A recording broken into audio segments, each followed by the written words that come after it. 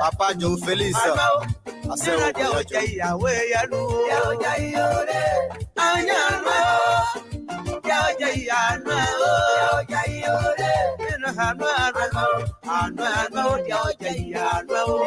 Femme dynamique de Taoubli. You know what we are. Quit the one year for the matter. Présidente Gay Marie.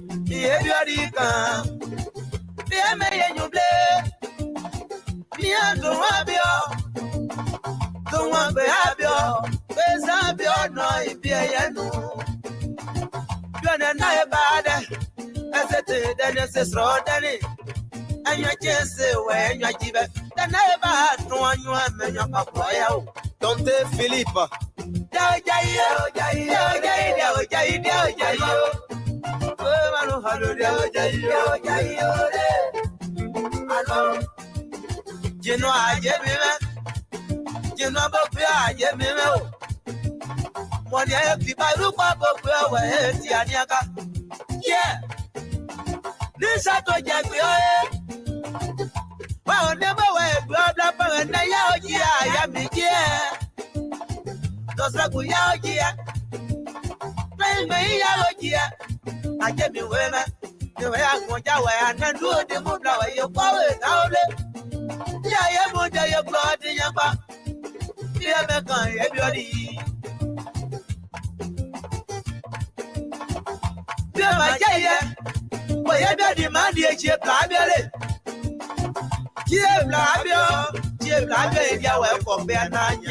Docteur Bayedo.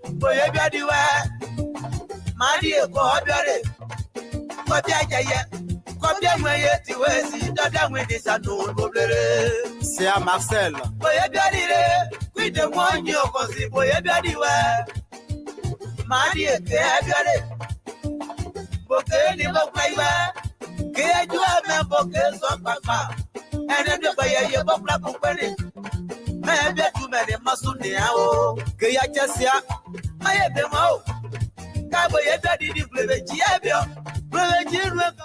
Good evening, folks. Welcome. I'm Francis Ian Sort of the Liberia Public Radio and LPR-TV.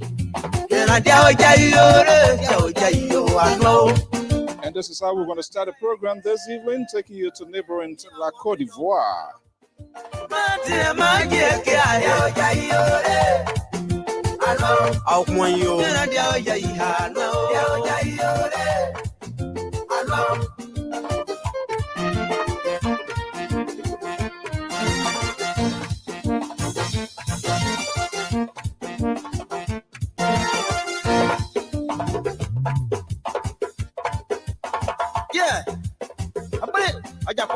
Son, can you hear canal? Emeno, son, Emeno. That fly in your do as a quagudi. No, I'm about 10.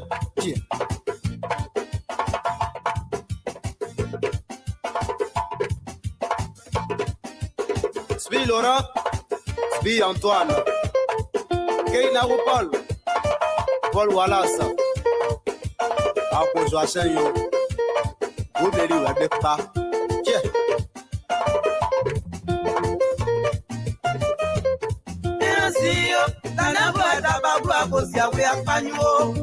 Good evening, man. Mr. Dennis himself is in the hall. Good evening, Mr. Dennis. Hopefully you're doing very great. And of course, one of our prompt valuable listeners, Achimo Frederick. Good evening. How are you doing this evening? A bit of fun and taking it little by little from the Empire State of New Jersey.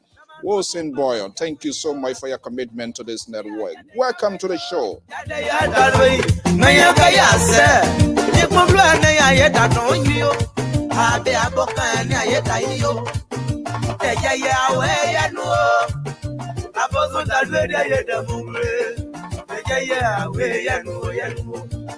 Mama moi Ivana. You never know the walk on your ma. How point you? Papa pay plan George. How point you? How point you? How point you? Yeah, how point you? How point you? How point you? Let's hold it together. Together we can make a better deal. We can make a better Liberia. One less or one finger can pay less. You know the songwriters, they are so creative. Good evening and welcome to the show. I'm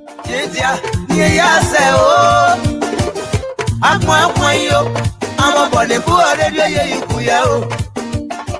who are the Bautu. Every year to make a Bautu, Mama. Eh, my dada, I don't look at for by liquor. Say, Bautu. Yeah, go and say, by the gate. Those is one my Jimmy. Yeah, I'm on my way. Yeah, gave our house so. Kayanka, and you know, Mama, where they are. The room, my one of the do your card, you know. Papa, what do go home?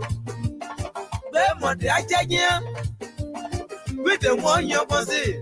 You're glad one guy, no more dear thing, yeah, open by Yamo. And I ever never the nose where you go. I will say I made it, may I buy it down. But I'm by your one. That's a young boy. Cheer quiet, some was there. The little power, Janet, you walk where you are about you. I'll point you, I was saying, I am more. I'll point you.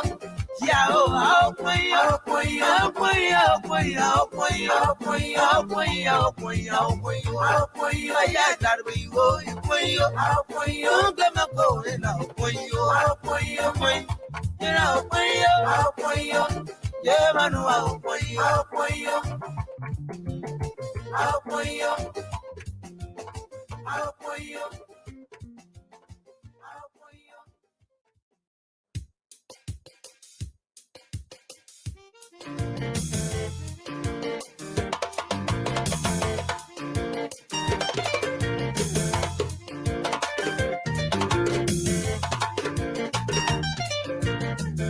Okay, let me start this music here. Trying to do a little bit of house cleaning here. And hopefully the guests, hopefully you get the link. The link is sent out. Good evening, I'm Afonso Z, and so just bear with us. And I do us a favor and hit the share button if you will, so that we can have it.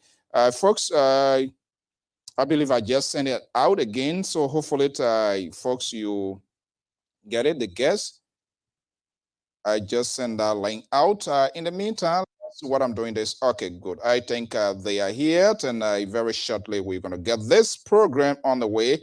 I am Afonso Zain Sort of the Liberia Public Radio and LPR-TV. We want to welcome our viewers and listeners across the globe. Thank you so much for joining us here this event. Today, we're going to have a little bit different conversation, but conversations of essence also here. We always like to go to the diversity, all sectors of what is happening in Liberia. And so a group of Liberians been advocating for what is called dual citizenship. They'll be right here this evening, and we're going to be having a conversation. We are hearing the big carnival is on the way. So the question becomes what this celebration is all about. There are some saying, well, we got a dual citizenship, but the greater aspect is still lacking. So what are we celebrating? Good evening. To welcome Mediator, Mr. Guetta, man, legendary Samuel Abu is in the house. Mr. Gay is in the house. And of course, our senior contributor, Scala Sese Goya. They're going to be coming in later on to bombard and question these guys here. Why are we celebrating? Why is this carnival is being planned? Well, let's get a conversation going. I'm Afonso Zain Sort of the Liberia Public Radio and LPR-TV. We want to say good evening and thank you so much. Welcome to the show.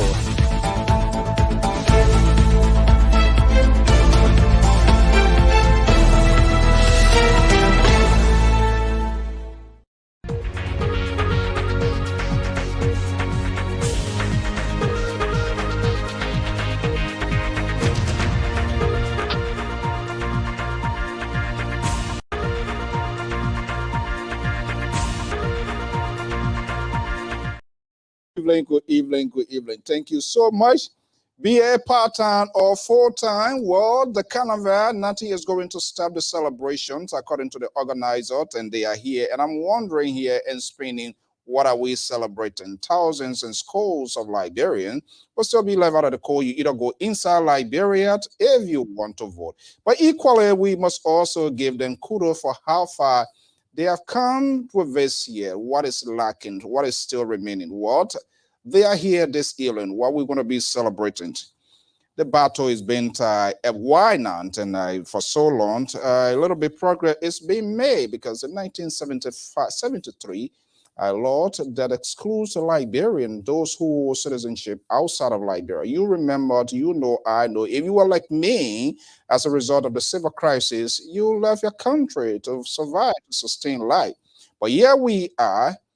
This battle has been fought. We must also admit that. But it's a war of having this carnival celebrations, celebrating current dual citizenship. The question, enough.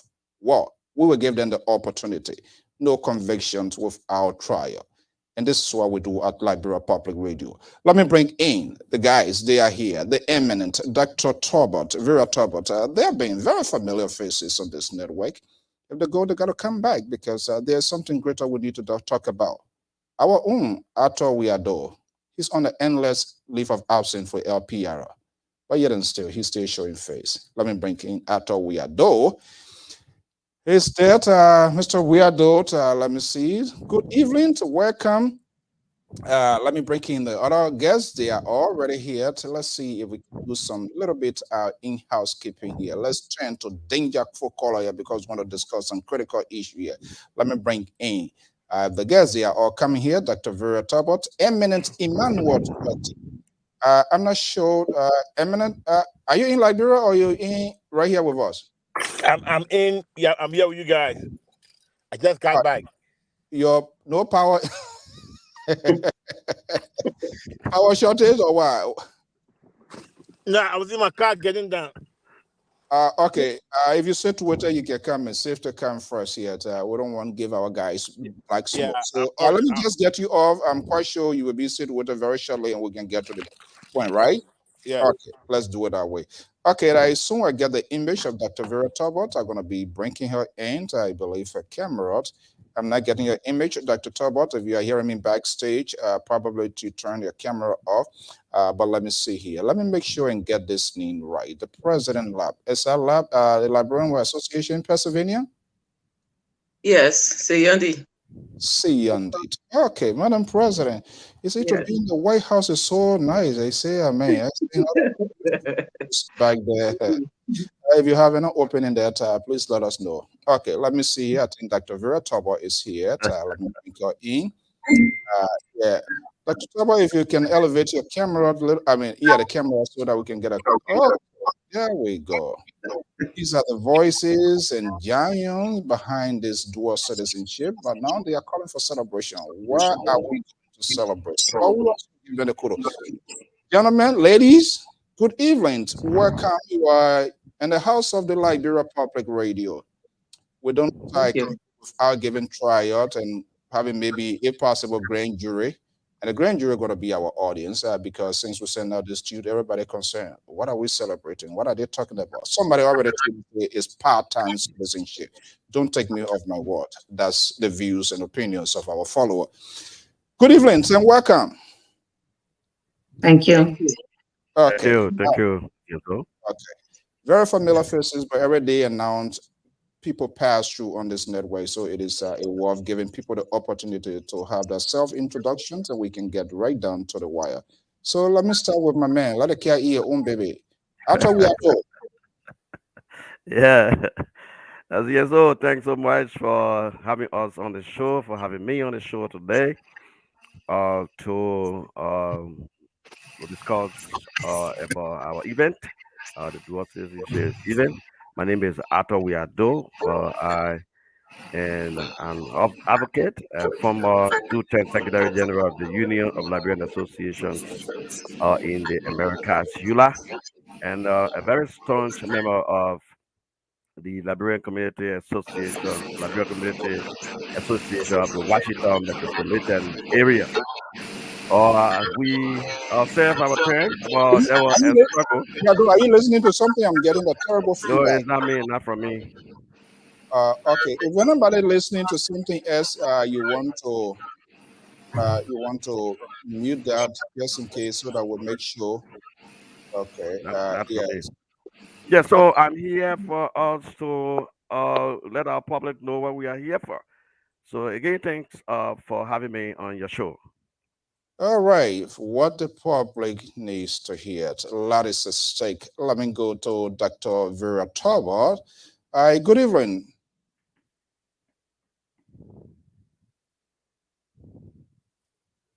Your mic is muted.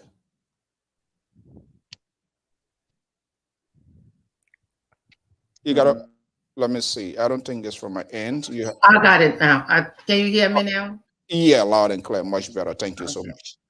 I'm so sorry. I'm challenged by all this technology. Oh, that's okay. I'm Vera Talbot. I am a member here of the Liberian Association of Pennsylvania. So, of course, I'm part of EULA. And I've been on the All Liberian Dual Citizenship Committee for the past, well, many years. I can't even count. And we are very excited, of course, what has happened. And that's why we want to do this celebration, because it has been a fight for the past, I would say, 12 years, trying to make this happen. So the committee, under the leadership of Eminent Wetty, is very pleased that we have, come to this point in time in history. So we think after such a long fight and hard work, it should be celebrated. So I'm Vera Talbot, member here and very active in Philadelphia with the Liberian Association. And it's great to be on your show. Thank you. Okay, well, to be celebrated. Let's see who can validate that celebration. Let me go to the president herself, see her smiling. In the Vanguard, again, good to have you here. Good evening, Madam President, and welcome to the show. Good evening and thank you. I see my video is moving a lot. I don't know whether it's can you see me clearly and hear me clearly? Yeah, I don't know what you're using. Is it possible to make your device, if it is a phone, to make it horizontal in the landscape phone so that we can Okay, let me see. Do it that way. There you go. Now we have a sideways. Little more. Maybe I can move you on the screen when it's facing back. Yeah. Let me move you. Just fix it. You're still hearing me. Just fix it in the background. Okay, let me see. I think there's. Okay. Uh-oh. All right. Well, I seem a little more stable now. Okay. Yeah, much better. Okay, go ahead. Okay, let me see here. What I'm sitting here is here as well. Emina, what are you there? Yes, I am. Good evening. Yes, good evening. How you guys doing? Good to see everybody. Dr. Talbot, the one and only Arthur Wiado. I see our president, D. And it's always an honor to be on your show. I'm here. Okay. Good to have you here. Thank God. God is money me. I'm quite sure God money out of you guys. Okay, guys, let's come to the conversation here. First of all, I want to say thank you to the group. I believe it's not a done deal yet, but I mean, little steps has been taken. It's a hard fight because this is a complete political issue. I'm not sure what is feedback is coming from. Is anybody listening to something? No. Maybe I should leave and come back in.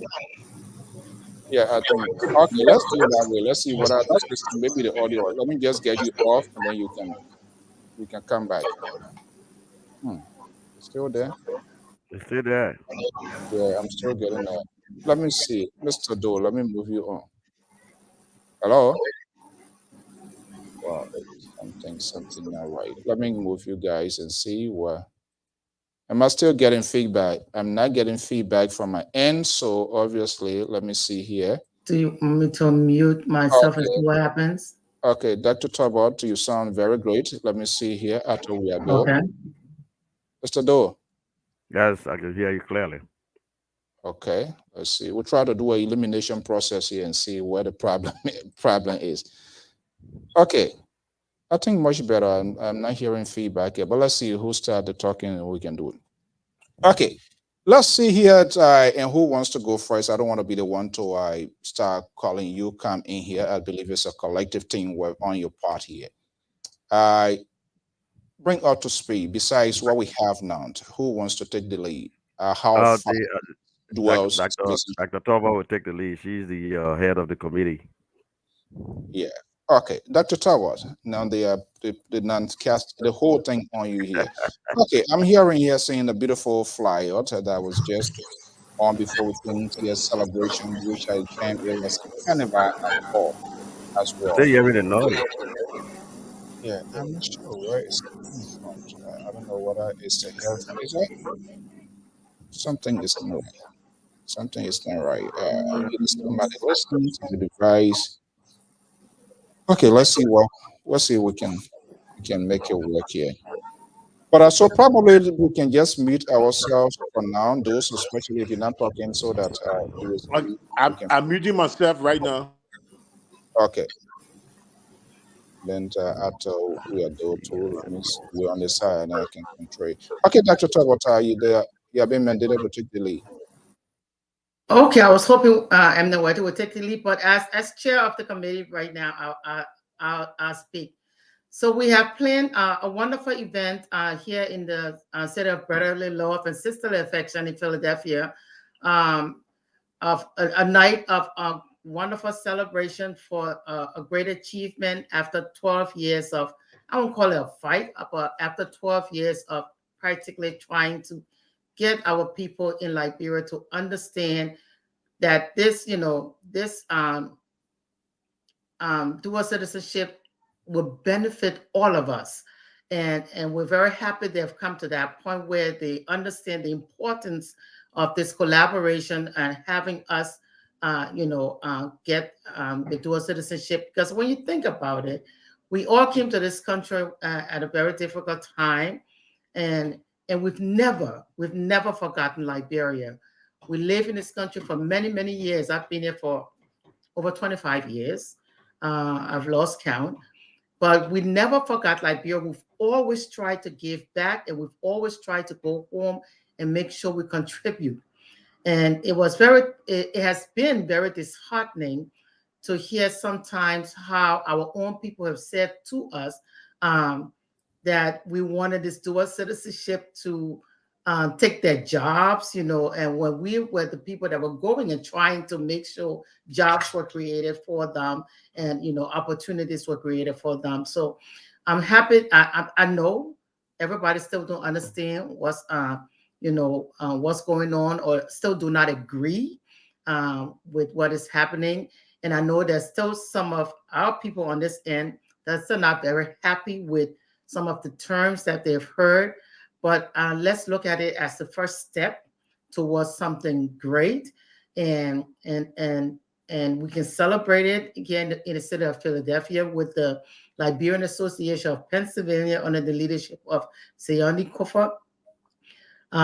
We're going to be the host here in Philadelphia to host and welcome all of you to come and celebrate a wonderful, wonderful achievement and a wonderful time to say to our brothers and sisters in Liberia, we are all one, and we're happy that we can come to some understanding to let us all realize that coming home will be easier on a lot of us here. And it will save us quite a bit of money. It'll make us come home even, quite often. And when things are a little more easy now, I've heard quite a few people that travel home recently, They said it was a wonderful thing just traveling on their Liberian passports and didn't have to get a visa, and that's a great thing. I'm not sure how the embassy feels about that being a great thing, but we can discuss that later. But so this is a great time and a great time to celebrate a wonderful event, and we hope that you all will come out together and just have an evening of wonderful experiences and talking with guests that we're expecting from Liberia, from the embassy in the DC. So we're expecting a lot of people from out of town, from outside, to come to the city of Philadelphia and celebrate with us. So again, it's March 25th at the Oaks Ballroom in Glenolden, and pretty much not far from where I live. So it's a beautiful place where we can come and just celebrate a wonderful event. Thank you. Celebrate a wonderful. I thought we adore.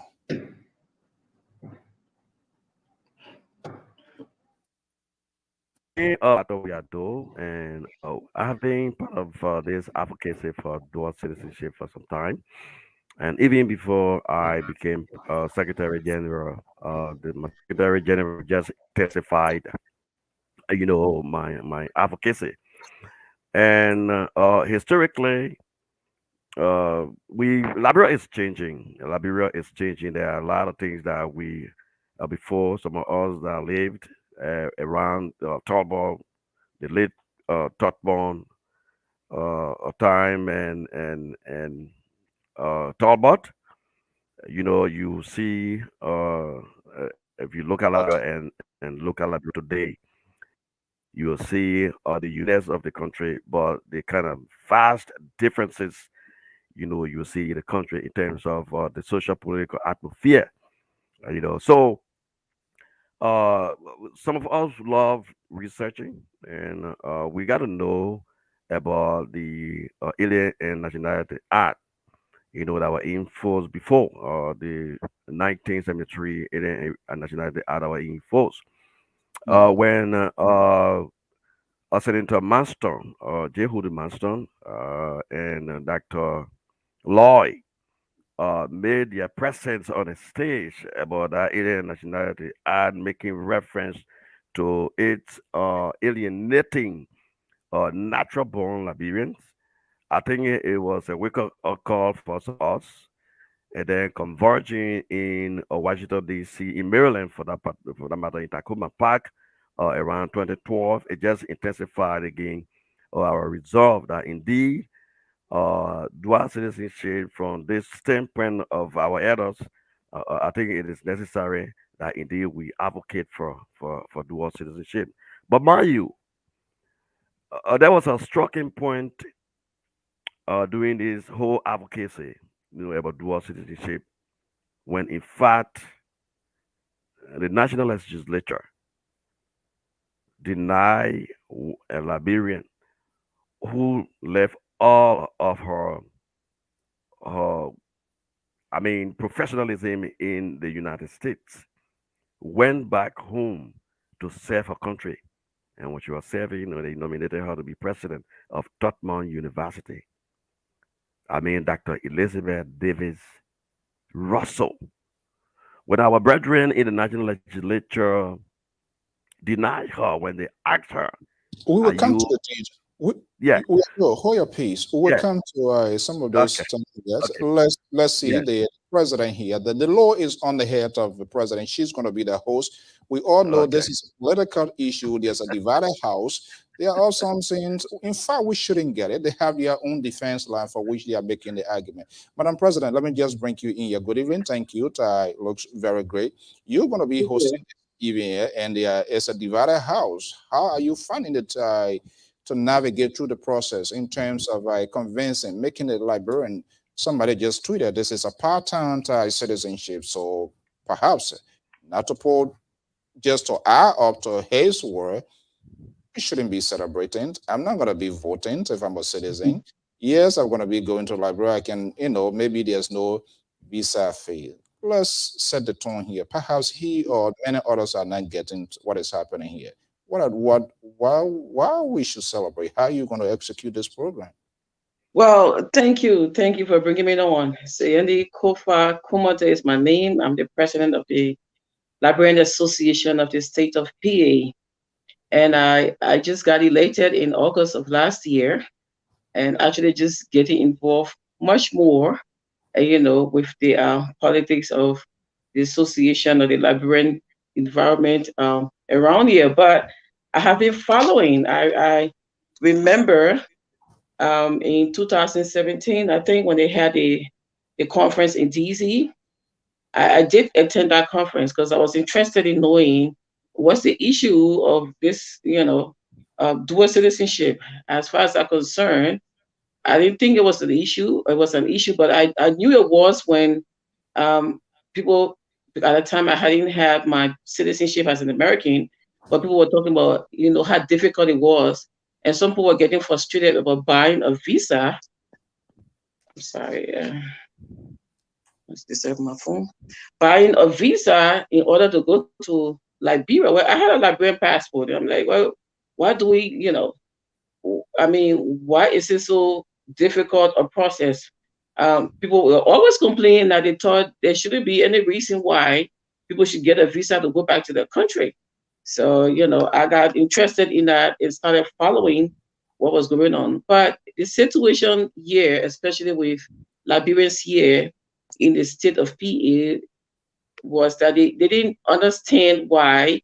They didn't want to accept the reason why, they can't still be Liberians, and even as they come up to be a citizen of the United States and free to go back home, and some of them were not really looking for jobs. Well, the people that were looking for jobs are the problem, but some of them, they felt they were free to go home and buy the land and stay. It's their country after all, but they didn't understand that there was a law on the book that has certain restrictions on them, And so when this issue of the dual citizenship started up with the committee and other members like them trying to explain that it's important that it be rectified on the books of the, Liberian law, and it started, catching people's attention.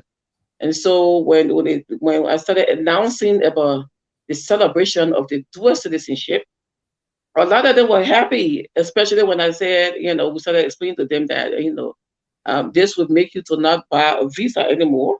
Once you're a Liberian and you have a Liberian passport, you can just visit Liberia. And, they were like, oh, okay, so at least it's a step forward, But some of them read the whole document and are still skeptical about the issue as to why there are certain clauses. I said, well, you walk before you crawl before you run, little by little, Wow.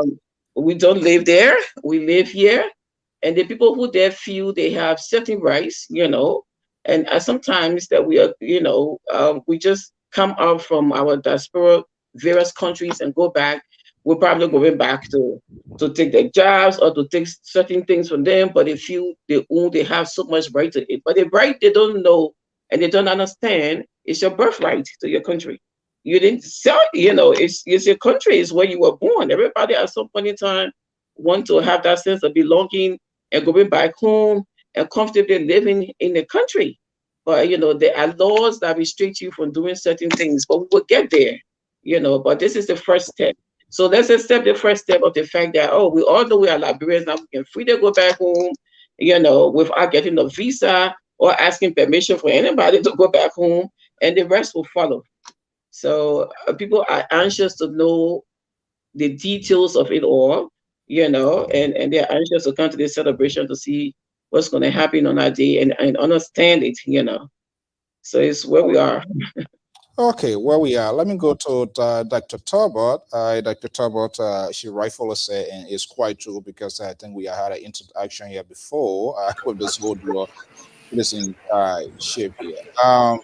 Dr. Talbot, like Actor said, there was a change in game. Let me see what I can mute it by. There was change in game as a result of 2019 when the Supreme Court ruled out the visiting girl. People not denying, but this has been a long fight. Why it was so much? Why it took so loan. What was I just want to give our audience a backdrop. We're going to come to the celebrations and all of the thing, but maybe there are some pieces left out. People still find it very difficult to understand why people say like, oh, you like people go there to go find job, they always hanging with every president that come is not actually in the interest. What was the hitch up in this whole thing here? You being in the vanguard with this whole thing, why was it difficult to get the convincing aspect here until we got to this point? What was lacking? Just unmute your mic.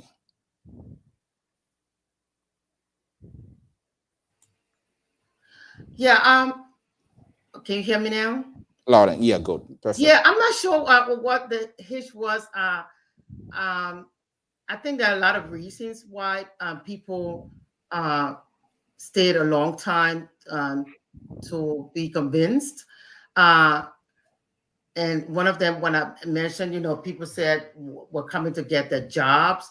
And then there were some other reasons where people made a statement and said, well, you people will get dual citizenship and and if anything happens in Liberia, you can just grab your bags and you run back to the US and leave us here to suffer, And so I think that, there have been a lot of, everybody have their personal reasons why they didn't want it.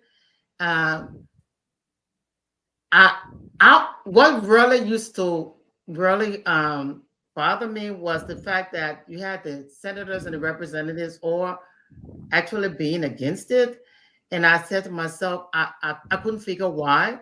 But I think it also led back to the fact that they were concerned that we were coming back to get the jobs. Insecurity, for sure. Insecurity, which is more or less their job. Right? Yes, exactly. And just to make something clear, I really am not interested in coming back to Liberia for jobs. If anything, I'm interested in coming back to Liberia to help to see what I can give back to Liberia. And that is, I think that's the main thing for a lot of Liberians. How somebody we discuss some critical issue here. You give back without necessarily a job. So how will you be giving back? Oh, my plan was to once I retire here, my plan was to go back and teach at the university, and didn't have to do it for once I'm financially secure here. I don't think I would need any money in Liberia and to be able to give back. I was ready to go back to Liberia and teach at a university. I was offered a position from Tufton University some time ago. I was doing the Ebola time. I turned it down because it was just a very bad time to quit my job here and go to Liberia. I thought that it was just dangerous. And then I was in contact with the University of Liberia also, wanted to go and get a position there a few years ago. They dropped the ball. So I think it's their loss and not mine. So there's a lot of, there are a lot of people here trying to form foundations. My sister went back to Liberia about 5 years ago. She has gathered the neighborhood together so much that she got all of us here supporting those kids. She got about 20 or 25 kids that she's paying the tuition. She calls us for money. We helping. So those are the kind of things we want to give back to Liberia. And it just hurt when people will say, you want to come here and take our job when they didn't realize we're coming back to give back. Liberia is our home. And I remember the beautiful years I spent in Liberia as a kid, growing up, going to school. And those were wonderful years. And you leave and you go back and you see all the destruction. The first thing that comes to your mind is, how can I help? What can I do? A lot of my friends that have been back and forth, they come back and they're in tears. Vera, we have to get together and do something, whatever that something is. I haven't started anything major, but now my sister is home. Of course, I support everything she's been doing. I work with all the alumni associations, with the College of West Africa. We're doing a lot for CWA. The University of Liberia now, the organization is great. So we're doing a lot for the university. So there are a lot of ways we're giving back. So it just hurt when someone would say, you're coming to take away from me. I'll give you a simple example. There's a young man I know who got his MD, PhD. He thought when he was done, he used that time between starting his internship, and he used it when he was done. Before he started internship, he said, I'm going to go back home and just spend a little bit of time home. He went to the university and went straight to the lab and said, I'm here. I want to help you set up your labs and do certain things. Everybody got so tense, and there was a pushback. What does he really want? They did not rest. That they ran him out of there. And he called me when he got there and said, Vera, he said, I will never go back. Now, here's a man with an MD, PhD that was ready to go and be one of probably the greatest doctors in Liberia, and they ran him out. So that fear, and like you said, that insecurity that is within our people, it's really unfortunate that we have gotten to the point where we can't see each other as brothers and sisters. We see each other as enemies. And I know the war did a lot, but my God, if we don't get back to some kind of reconciliation and get our country back on track, we will drag along and be known as one of the poorest, and dirtiest country. That's some of the things that happen in the news. We've been known for that. And when we have a lot of professional Liberians in this country that are giving so much to the U.S., they could be giving that to Liberia. But when someone says you can't come here and more, you've lost your birthright. A lady, I was at a meeting when a lawyer from Liberia was trying to promote and former President Ellen Johnson Sirleaf's 30-year, vision, some project she had going on. When we were at this meeting, this lady actually said to us, you guys are sitting here and your people in Liberia got all the land, and your brothers and sisters are taking all that land, nothing for you. You will lose everything. People at that meeting started to cry, and they were so upset. So there was fear also, you're a natural born Liberian citizen, and the fact that you naturalized in this country, that you are losing your property and everything in Liberia was never going to be yours anymore.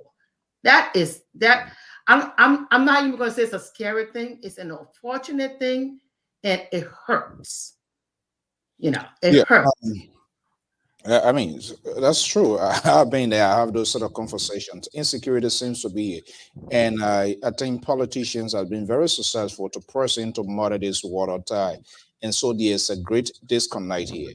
And the reason, hopefully, we can be having this conversation consistently, even though it would be repetitive in doing it, because there's there's a gap here, and who is causing that? Who is creating this sort of bitterness and resentment? Because when they see you, hey, how you doing? The first thing, you're here to stay. When they ask that question, when you say yes, there's a different tone in there. So now the question becomes, is this committee? I'm saying committee because you guys are sticking in the vanguard of getting this here. Is enough conversation? We will come to this ball and other things, but we need to clean around the surroundings so that people will grab the concept, and those who are in doubt will understand how this thing has been playing out and what is a good thing. Is there more conversation in the making to let our brothers and sisters know? And especially the guys, the folks on Capitol Hill, I think they are all helped to prolong and create this thing here. And been heavily supported by the electorate themselves. These people in the what you said. The only thing we are good on when there's a trouble, every day, they know people pay time. That one, forget it. Every other weekend, they know it. They know when you're filing in taxes and all where you're going to get money. No issue with that. Nobody going to raise a concern with that. But when it comes to somebody who is competent, who is qualified, want to go and give back, and then your own people are like literally driving you out because all of you didn't stay in the struggle, or all of you should die. I don't get it. There's some sort of disconnect here, and I think we need to figure out what really is happening. After we are though, hopefully eminent he will come in here.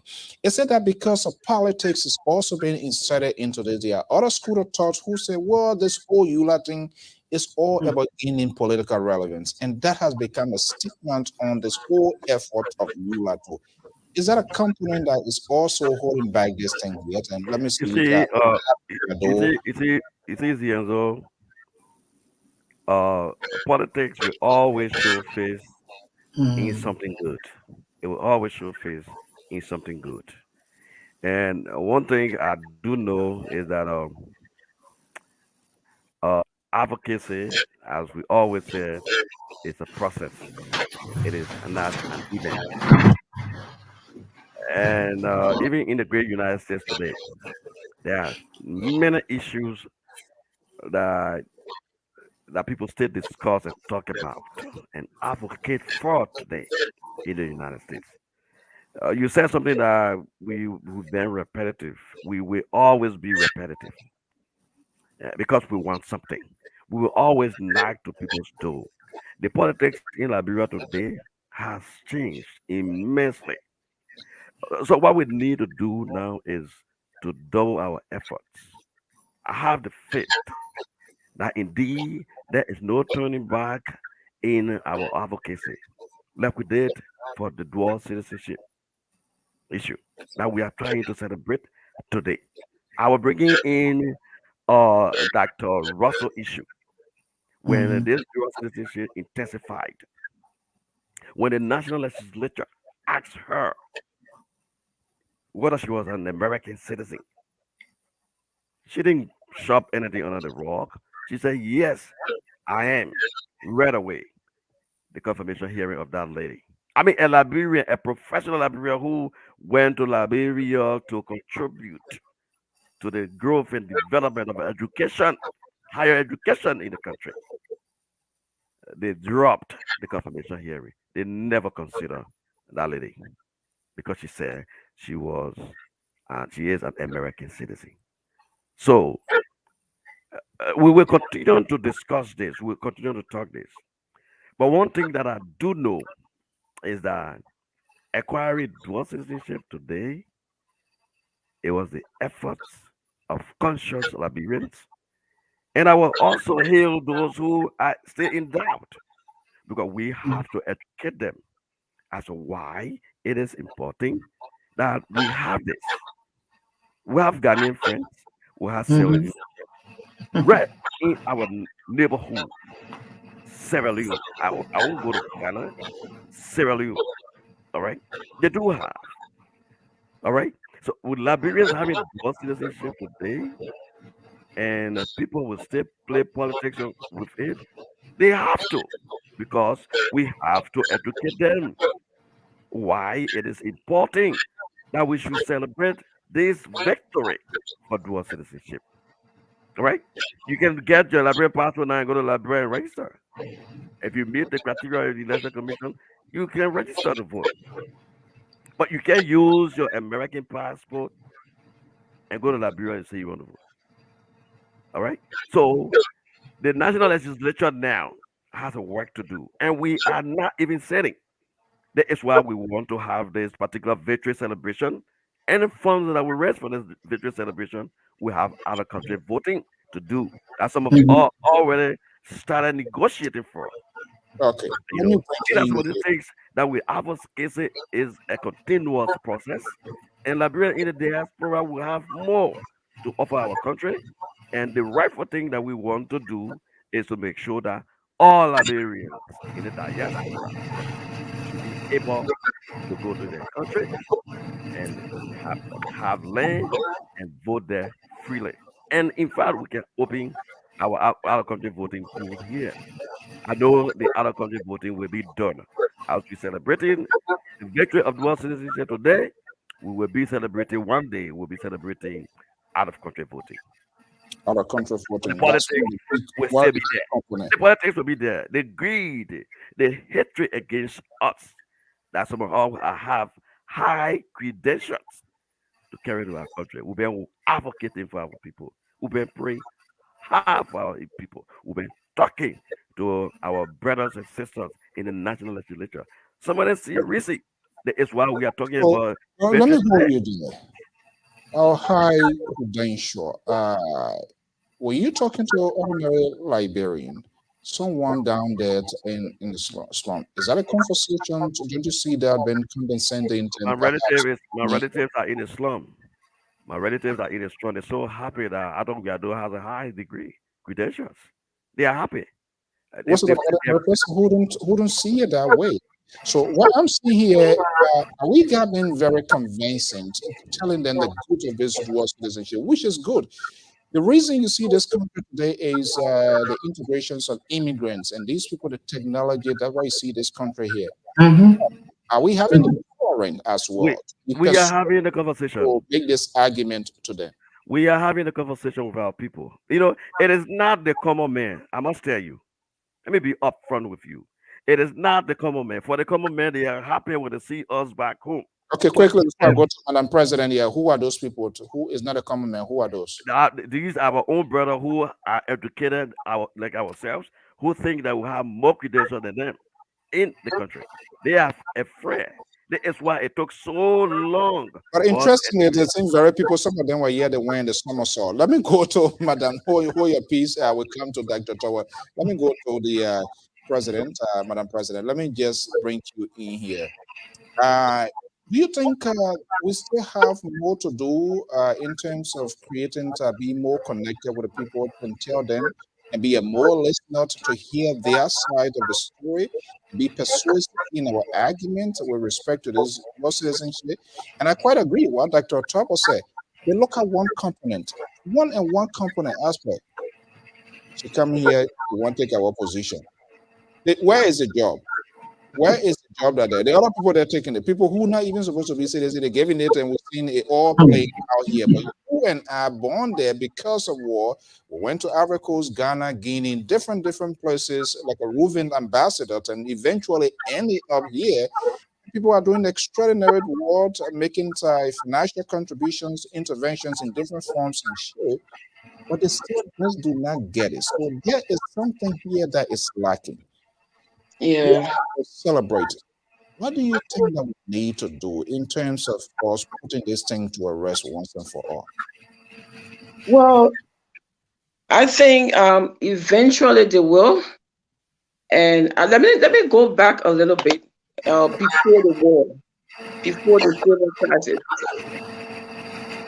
Liberians, a lot of them weren't educated about the dual citizenship law.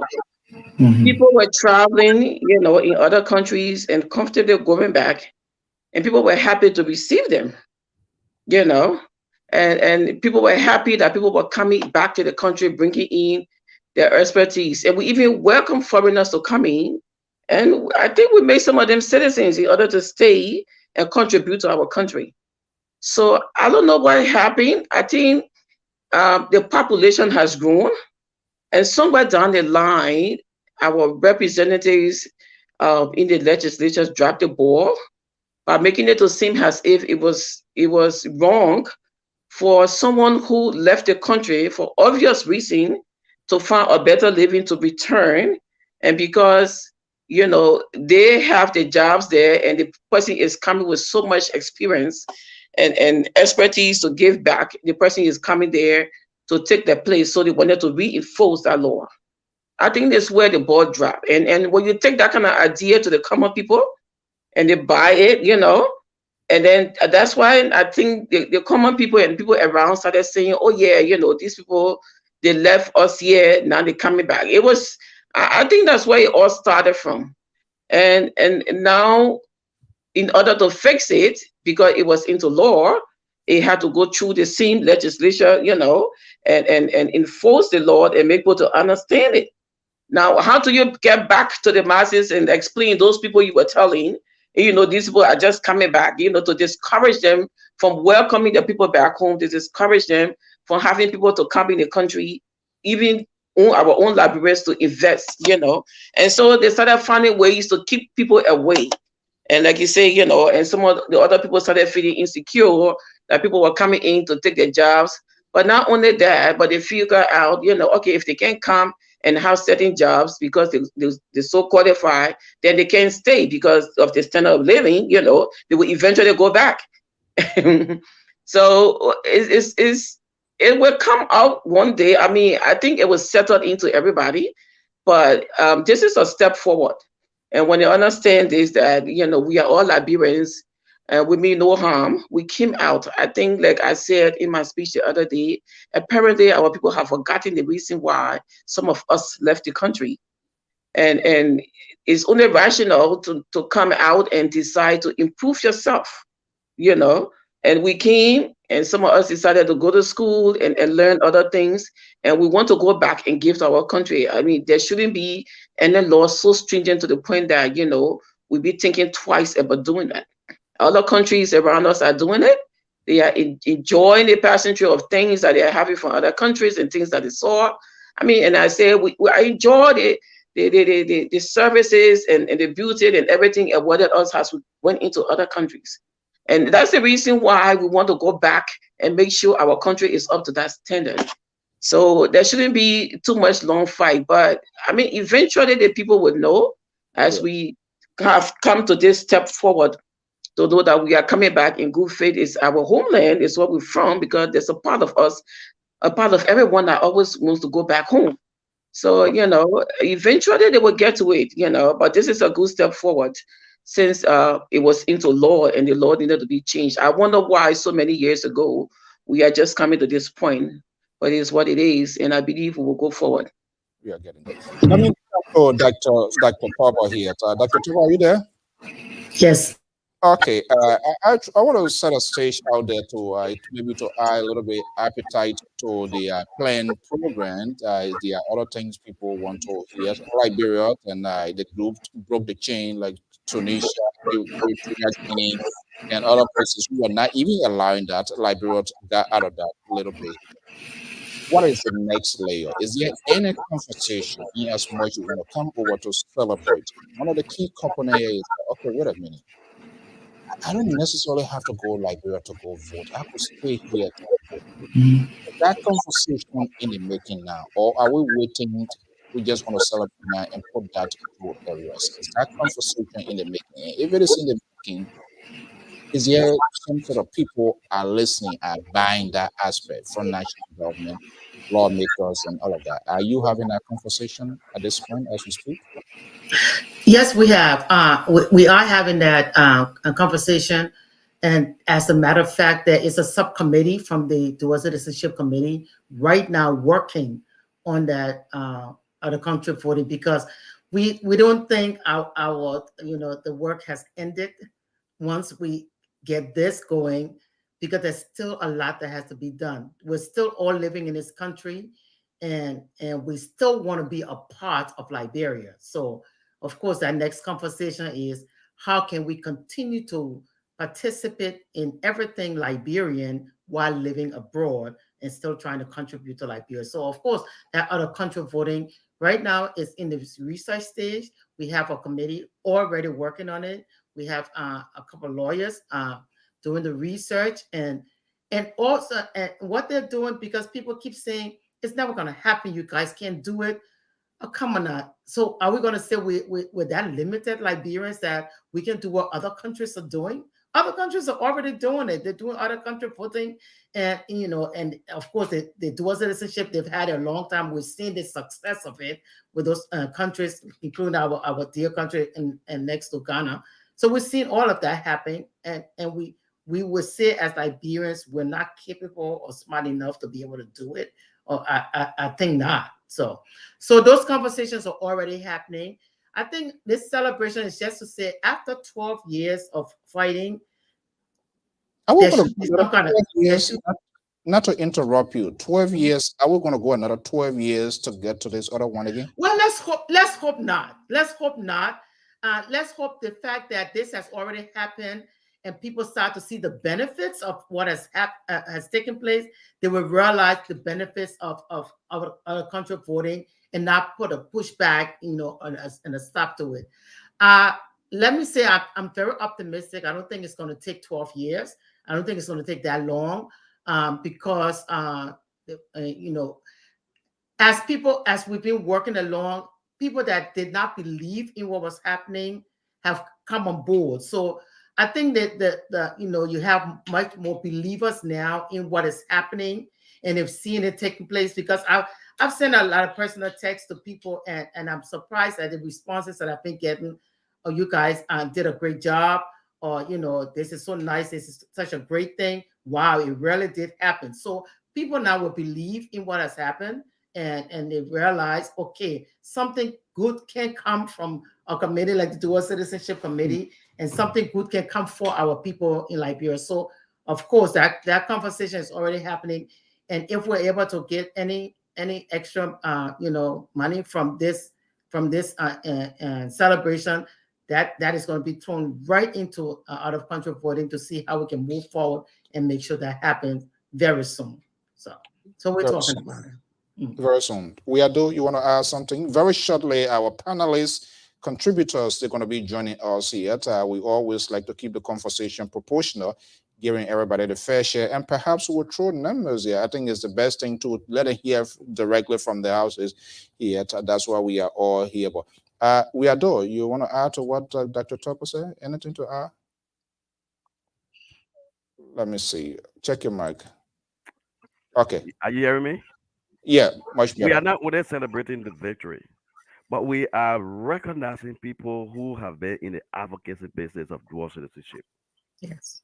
People who have contributed immensely into our victory. All right. So, despite the fact that we're having this particular event, but there are other moving parts that will be going on in terms of recognizing people.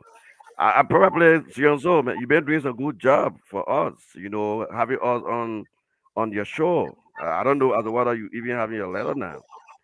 If you have not had your letter yet, I think I would recommend your name to the committee for you to get a letter. I serve as secretary of the committee, so I'm the pen pusher for the committee. I can convince the committee. We'll give you. But man, this thing here is out of our business. The news outlet, the Liberian news outlet, the LPR-TV, the FOL. I mean, all of the guys who had these platforms, they did extremely well. We have to recognize the kind of contribution they made to this victory. So yes, indeed, we are not only having this event just for us to go and and dine and whatsoever, but we'll be recognizing people, even from the Republic of Liberia, from Europe, Canada, Ghana. And I'm not talking about the U.S. now because people are already here. As I said, so you my dear brother and friend. We've been in this show business for quite some time. I think if I can recall, I used to be on the show with the Health Talk with Adriado. I see. So my man, just look through the mail, your email, probably may see your letter. Thank you so much for all of the contribution that you have been making and towards pushing this particular victory for dual citizenship.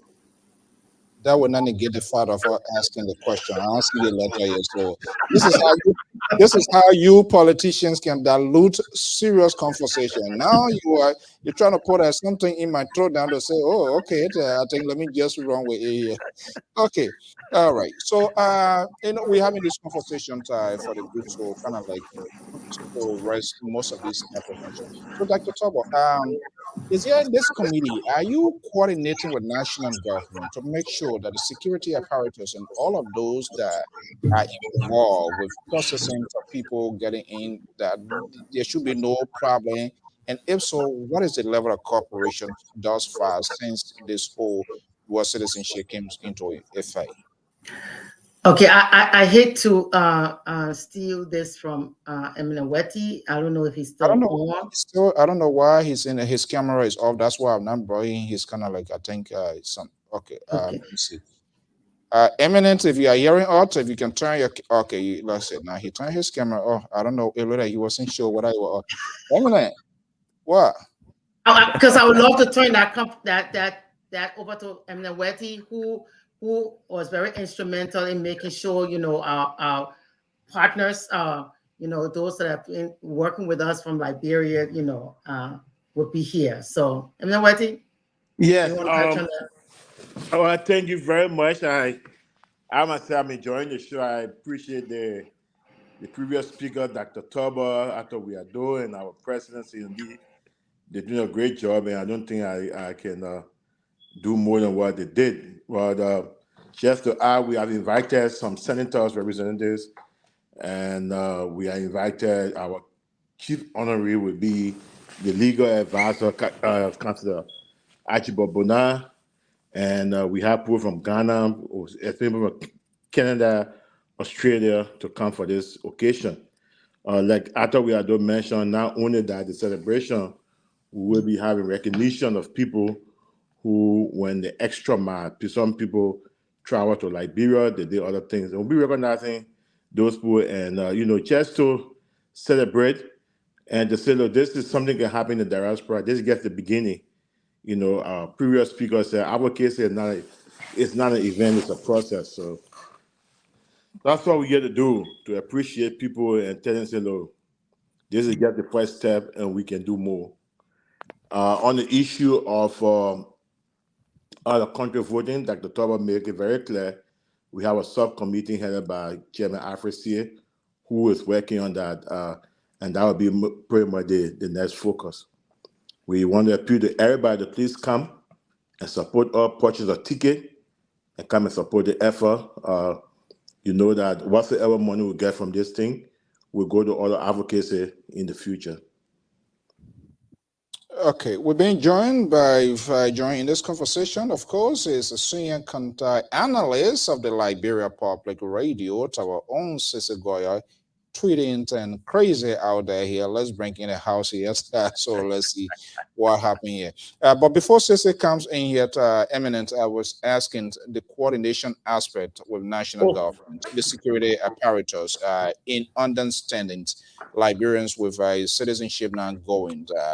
What are some of the issues still there? If it is there, obviously it's not going to be an overnight thing to stabilize it, but are you guys, is it been money to observe? Are you getting some feedback with Liberians in terms of the reception thus far? Well, I want to be on record, and I wanted to be very loud and clear that the government relationship with us is very good.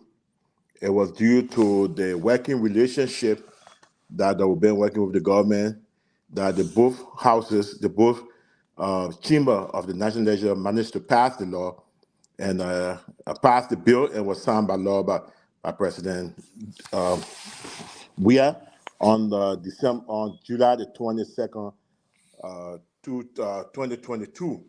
President Weah signed that law. And after the law was signed, after the bill was signed, the law, now it's the Lord of the land. We met the immigration boss. We met the Deputy Minister for Legal Affairs, the Foreign Ministry, and I can say for the record, you can quote me, that you can take your Liberian passport, go on a plane, go to Liberia, coming back, just give the immigration officer both your Liberian passport and your Australian passport, your American passport. They will stamp your book and you can get right back on the plane. You cannot get your American passport or any issue, no problem. You can go to Liberia, you can get a national ID card. I mean, this thing has opened tremendous doors for many things. Because of the result of this thing, the embassy have decided now to open many passport centers across the globe. So as Liberian, you are entitled now to your passport. So in terms of the coordination, we have very good working relationship. We have the partnership. We've been working as partners since 2012. I think Dr. Toba mentioned that. We have this all. Can you elevate your camera, please? Okay, so good. Yeah, this all Liberian conference, it started in 2012, where diaspora leaders met in Washington, D.C. Eula, Koloswa, EFLA from Europe, the Australian, the Canadian, and from Ghana. We met in 2012, and we said, look, our front goal is to get dual citizenship. We understand all of the politics, but when we meet, it will all be about dual citizenship. So that's what we've been working on. So we meet every Sunday at 3 o'clock, and we've been working together. So there's the coordination is done through the All Liberian Conference on dual citizenship, and everybody bring the input, and we execute what the partners said. Yeah, quickly here before I bring in my guys, I did hear you saying when you go into Liberia, because we want people to get a good takeaway from this conversation here, and we hope to be having this conversation on a regular basis. When I'm going to Liberia, if I have an American passport, I can get the Liberian passport here, right? Yes. And use my Liberian passport to go to Liberia. When I'm Yes. coming back, both passport has to be shown to the immigration authority to stamp it in order to allow me entry as an American, for example. Yes, correct. So when you get, now you know the airline law, you can't present two passports to the airline. You know Right. that, Okay. so you take your Liberian passport and go through the airport in the United States. Okay. You go through, when you get to Liberia, you show your Liberian passport to the immigration. You don't have to show your other passport. Show your Liberian passport and you go through and get out. When you're coming back, all you have to do is to show both passports. Because remember now, your American passport was not stamped to show your time of entry. Yeah. Right. So you have to show the Liberian passport that will show that you did enter, and the immigration man will actually stamp your book for you.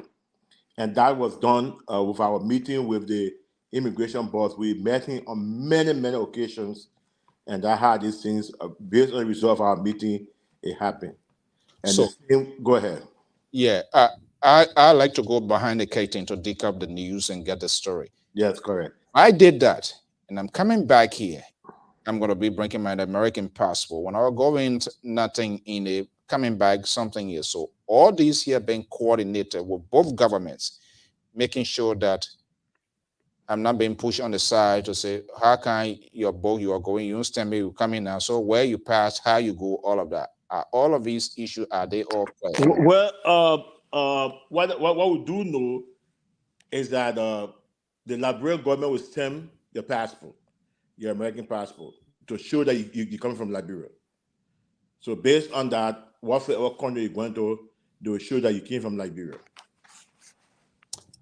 The conversation is getting to be more serious. The panelists, contributors, analysts, they are here. I'm Afonso Zienso. We'll be right back.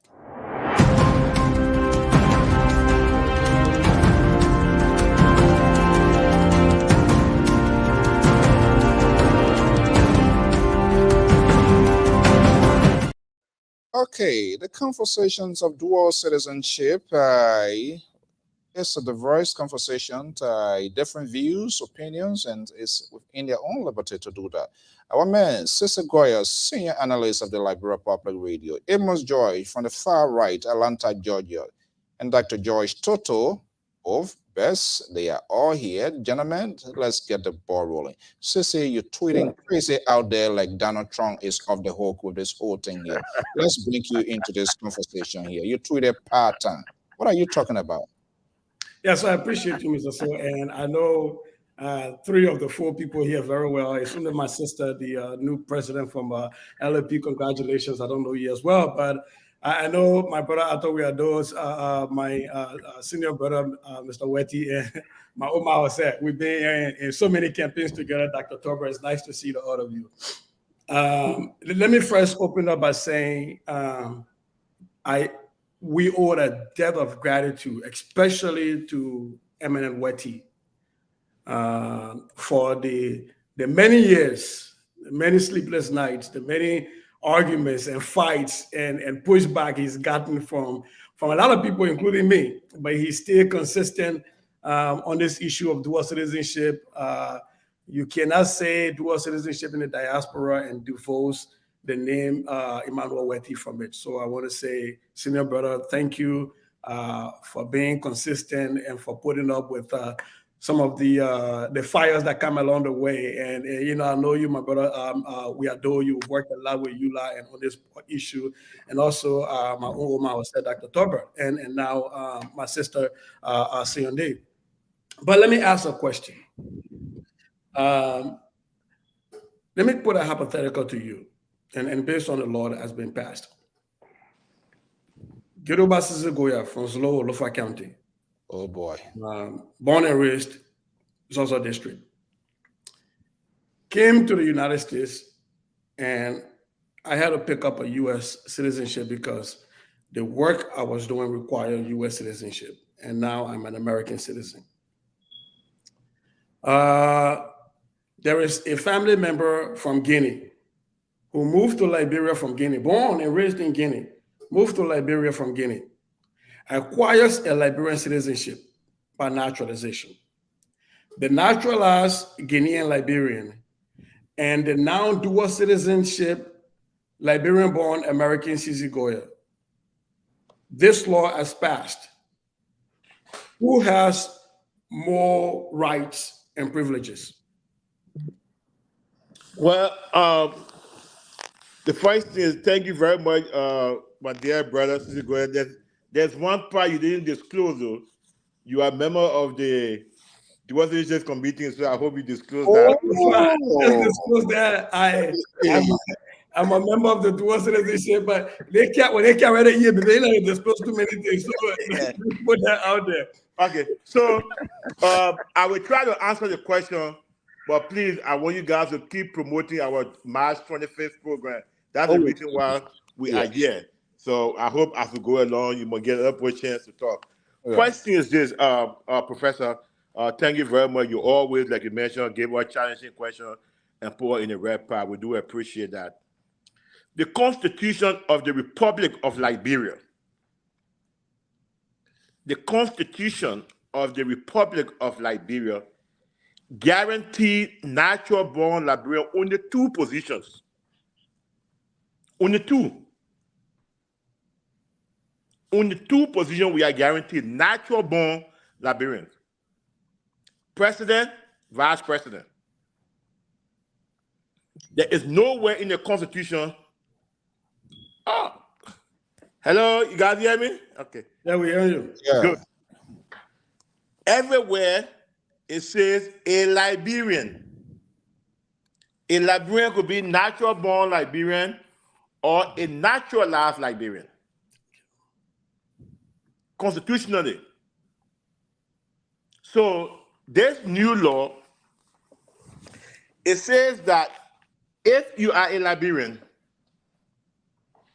you cannot be, if you're a Liberian with dual citizenship, you cannot hold the position of finance minister, you cannot be governor of the National Bank, and you cannot be or defense minister, I think, yes. So now, the same law says, section 3.2, it says that you can't ask the person. So even if somebody accused you, I thought we had even if somebody accused you of being an American citizen, the law says that you can't ask the person that question. I mean, wait, can I just let me just focus the question, please? Yeah. So I like that you quoted that law, because that's what I was going to. The law says there are two positions guaranteed to Liberians: president, vice president. Everything says it must be. Professor, natural-born Liberians. Yeah, that made that very clear. That would be helpful. I get you. So now every other position is available to Liberians. Yeah, to Liberians. There's dual citizenship law that places limitations on dual citizen Liberians. And so, hold on. If you are dual citizen, according to you, you cannot be finance minister, you cannot be defense minister. If I am a naturalized Liberian who was born in Guinea, that restriction is not on me. So do you see this as, that's why I posted that this is a part-time citizenship, because a person born in Guinea who naturalized as a Liberian does not have the restriction from being finance minister or defense minister. But I, Gidoba Sisi Goya, who was born in Zolowo, Lofa County, cannot, by this law, by this restriction, cannot be defense minister or minister of finance. Yeah, Professor, let us speak on the law. Let's speak to the letter of the law, the new assumption. It says a Liberian. It did not say a natural-born Liberian.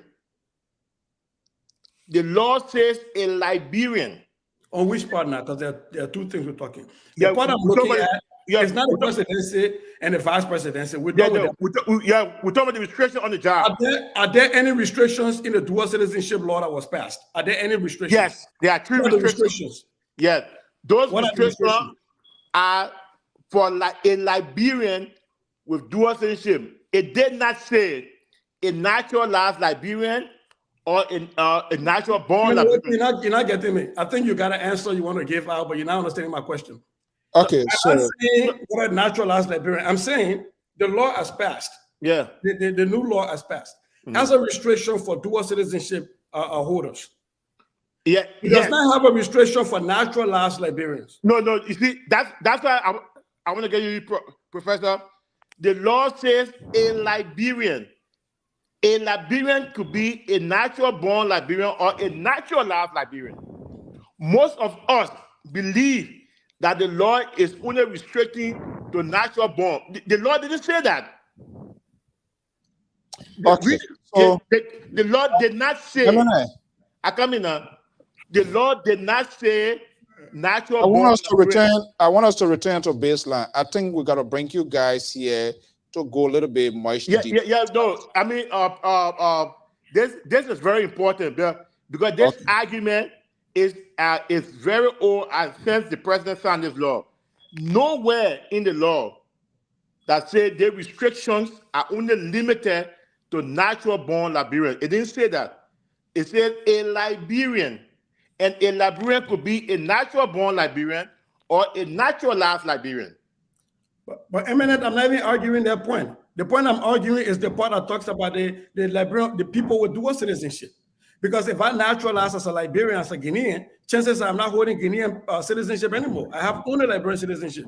I'm looking at the restriction that was placed in the law that we're trying to celebrate that restricts Liberians with dual citizenship, like me. This is what happened. Except the state of Israel. Except the state of Israel, we are not aware of any dual citizenship law that don't have a restriction. Look, our law that we're celebrating is a step in the right direction. It's a step in the right direction, and we believe that one day, those after all make it better. We are celebrating something since 1974 that was put in. So the celebration is indicating that we have made progress, and those after us can improve on it. Now, let's say again, the very law that you're talking about says that they can't ask you any question. The very law. So let us talk about the positive part too. Even though the law says there are restrictions, the law also says you can ask a question. So that is muted. So Eminem, let's do it this way. Let's do that. Are coming. We adored. Pa George, you asked one question to Dr. Toto, and we want to return to baseline this program, the pending program, so we can get a little bit detail. We just wanted to make sure, but I definitely you're going to come back in the chambers here, so so we can have more comfort. And part of that, gentleman, lady, is to get the thing out there too, so that people, all of the doubts and apprehension can be put to a rest. Mr. Joy, do you have any question before we pivot to our main conversation here? So the next study, anything that is dual citizenship? Let me just say to them, good evening, ladies and gentlemen. But I really don't have any real question on this because I would prefer a legal person to come to help us on that issue. From what Mr. Monty is saying, I think I would want a legal-minded person to come to better explain to us that issue of the Constitution, because Cecil was trying to push back on it very hard, and that is the direction I was laying, because it has to be explained to us. It has to be very explicit, because to say that portion is like a silence, don't ask, don't talk. That the kind of thing he's saying, that you can't ask the person that whether they are Liberian. Because many are concerned. We saw what about Dickey did in Liberia. So I think that is the direction Cecil is coming from. So who came from Nigeria, beat the system completely, and no penalty. Today, they turn around and made him citizen. like reward him for bad behavior. So these are some of the issues we want to raise. But as I said, I don't have any question. But if we have some legal-minded person from Liberia to help us, then of course, that's it. See, I just want to say told you. thanks to you. Yeah. You ain't asked Donald Trump when you were asking for 1,000 votes to get to the finishing line, the man from Georgia. Our grand jury did work on it. Okay. It's not everywhere no grand jury can work, but yeah, in Georgia, it works. Yeah, you know, I really Since you don't laugh or don't call your kid. Yeah, I really appreciate your comment and your concern. You know, we also open to have legal mind. Right. About those who help to write the law, those who are behind the thing, we can after the thing get call off, we can give you some names. Okay, and, good. Yes, and they will explain. But you know, just to end this topic, we all need to be very careful. I mean, look at the Constitution and look the limit it gave us as natural born Liberians, because most of us, including myself, we all get confused with natural born and naturalized Liberians. So only the two positions that are guaranteed natural born. Everywhere in our Constitution and everywhere the law, it says a Liberian. So a Liberian can be natural born or naturalized. All right. Dr. Toto, is there anything you want to go back to the pending program, some of the recipe they have there? Oh, yeah, sure. Let me say welcome to my colleagues. You know, we all work together before the past, you know, on the dual citizenship. I think the far right insists we are not discussing that natural born. People that naturalized are capital like, bro, we're discussing dual citizenship. That we are benefiting from it. So the dual citizenship team are doing extremely well. You know, you see, this is about national identification card. I got it from Liberia through the immigration, and I showed my American passport when I went to Liberia. I got it from there. Even though it's a little bit of a tussle, some of the guys in the immigration did not understand the law, and I thought about I did explain to them. I got my ID card, and I go in Liberia next morning again to go and register to vote. You know, so the community are doing extremely well. The system is working. Yeah, I'm proud of the work they have done, you know, and our support. And I will be there if it is also to support the program. Since it's arguing to them because why the people need to move Minnesota. No, I said transparency. You don't start out.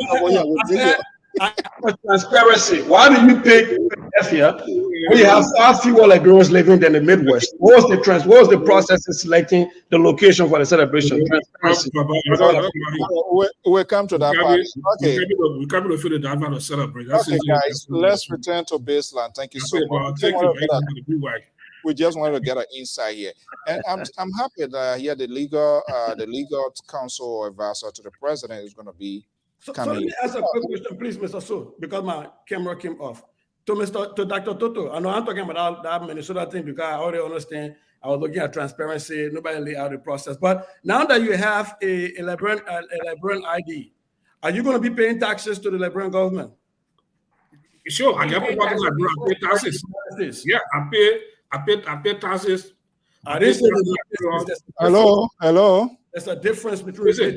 Hold on, guys. Let's not derail this whole thing. I pay taxes. When I go there, how they call internal revenue, and him will talk.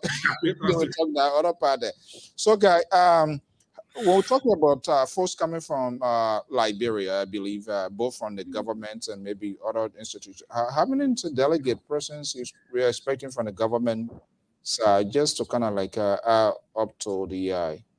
I mean, then we're counting. Well, so far we have sent more than 10 invitations, and still counting. So you know, we so far everybody has said they're coming, except for one. Somebody just called me and said, you know, March will be registration time for voting. So, you know, but for now, everybody said they're coming. And let's see what happens. You know, and anything is changing. But no matter what happened, under the leadership of Dr. Torbo or Sayande, and after we are doing the program will go on. Even if Imada Elwati is not there, It's in Philadelphia. Let's look at the gate intake, people contribution, donation, whatever you want to turn it. What is the cause, and all of that, and what is our chairleader will talk on that. Is that the president? The chairleader or the president, both of them can talk on it after we are doing. Okay, so who wants to take the lead on that? How much, if I'm coming, how much am I supposed to pay? We are those say I should be expecting my letter. Well, it's just a flat fee of $100 donation that we're asking for, and excuse me. What pay the $100? Is there any supplement to that $100? Am I going to get a drink? Am I going to get whatever? Yes, you would. You definitely would be getting a meal, and you would be getting, drinks, and everything with that $100. So. And you get your dual citizenship too. So. I love that, Madam President. Yes, Madam President. That's my committee. The visa money, I can't pay in Washington DC. You can go pay there. Yeah. I tell them around here just $100 so you don't buy visa anymore in your life. And they say, really? I say, yes, $100, just come to the program. You will never buy a visa to go to Liberia again. Whatever guys are happy, but it's a cost saving you.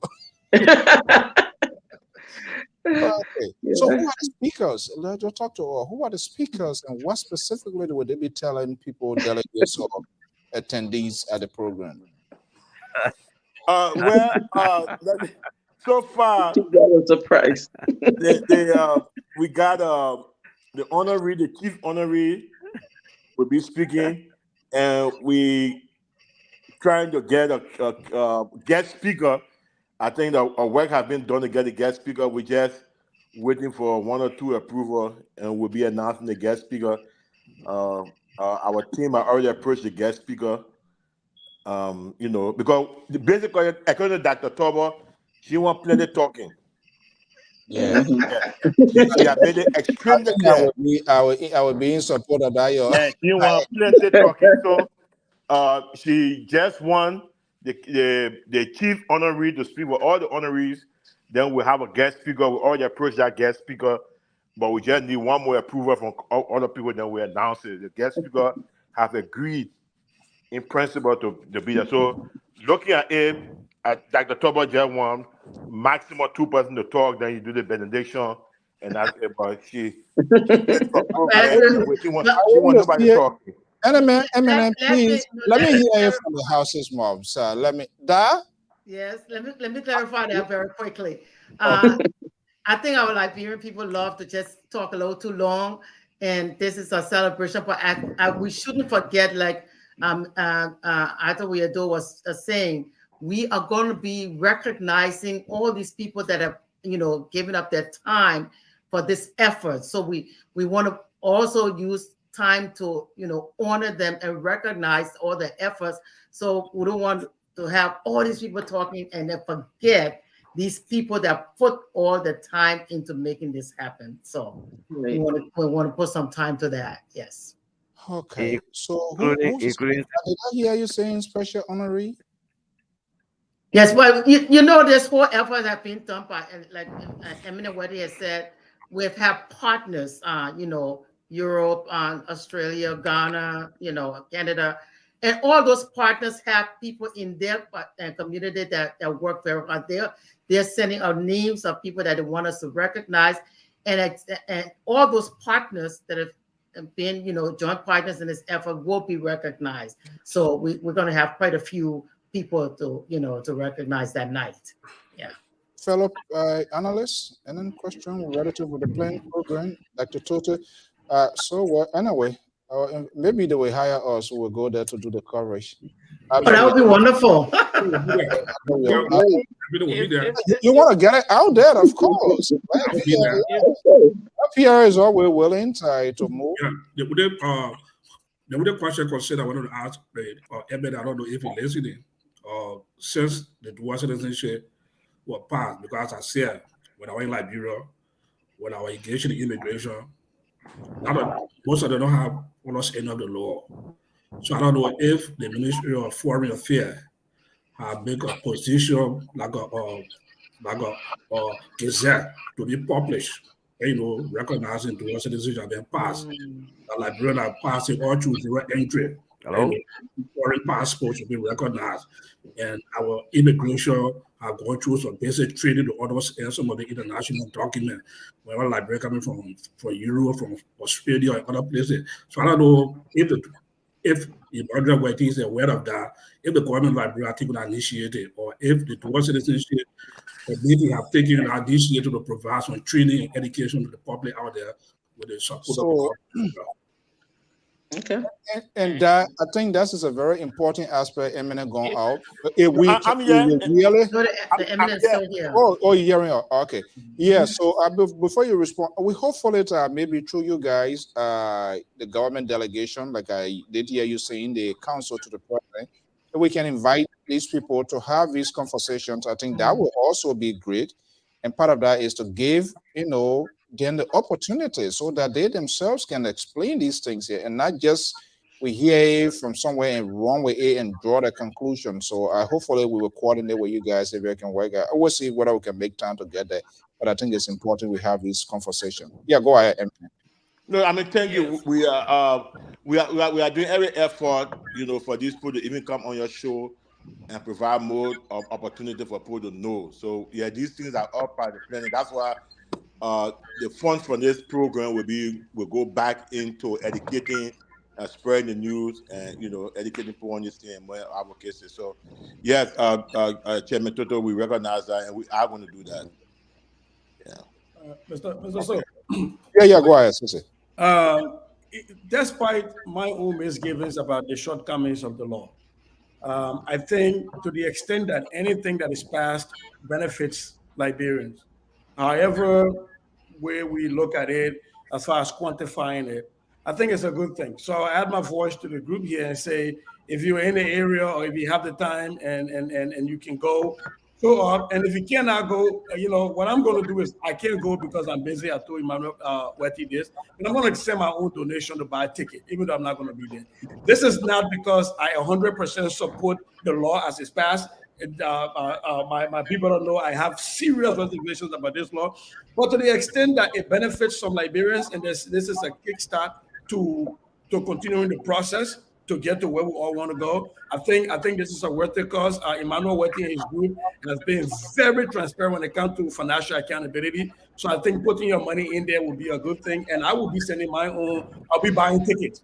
And I will not be coming because I'll be busy. But I think even if you can't make it to Philadelphia, I think this is a worthy cause on behalf of Liberians, not just in the diaspora, because by allowing this, by focusing on this, you also get a brain trust that will go back to Liberia. You get investments that people feel secure taking their investments back when they feel that they have some ownership of the land. So I will support the program. I think people should show up, even if you have lists about the law, and just support the cause. Okay, and I eminent to the team. If you have any special message to enhance this program, it can be like one of the best things that resonate with people. It can be like a short video message, very succinct message. We can send it to all. We can work on it, and during our regular programs, we're going to be advertising it as our own way. Or anything that connect, as long as gender is authentic, LPR are always there to support that. We want to welcome our man June Malice, senior analyst, Koto Jalabalayan, analyst of the Liberia Public Radio, joining this conversation here. Gentlemen, any other thing? Thank you. Yeah. So, okay, then while we wait for the analyst to process, we can go back to the committee. Are there other detailed information that we need to? I will find this because you are not transparent with all he was working with this committee and never came back and never disclosed that he was part of this committee. So oh boy, this is why I will break in half. That's what I got to tell you. Okay. They will have no politics yet. They all I beg you. When we leave, you and CP, I know. Right. So, I committee members, Dr. Talbot, Madam President, is there other things that we need to know, the public needs to know out there with respect to this? playing program. What's the significance? Why should I leave Rhode Island, someone Minnesota? So what do we expect just besides celebration? What do we expect? What else to be to cheer? We need to cheer up. Um, um, um, I want for us to look beyond the celebration. Uh, and we did discuss about it is something that is doable, and some African countries, why can't we do the same thing? So it is not only about all just going. A lot of cases that we are trying to pull together, including the country voter, which is very very important for Liberian, where we will not be lump sum for more to Liberia to say we want to go there and vote. I mean, some people leaving from here now as we speak to travel to Liberia and register, to vote. So we want to stop that so that at least Liberians in the diaspora, not only the United States, but I mean everywhere in the diaspora, can be able to go to your embassy, to your consulate section, anywhere, and then go Somebody and have vote for the president, for the choice of people.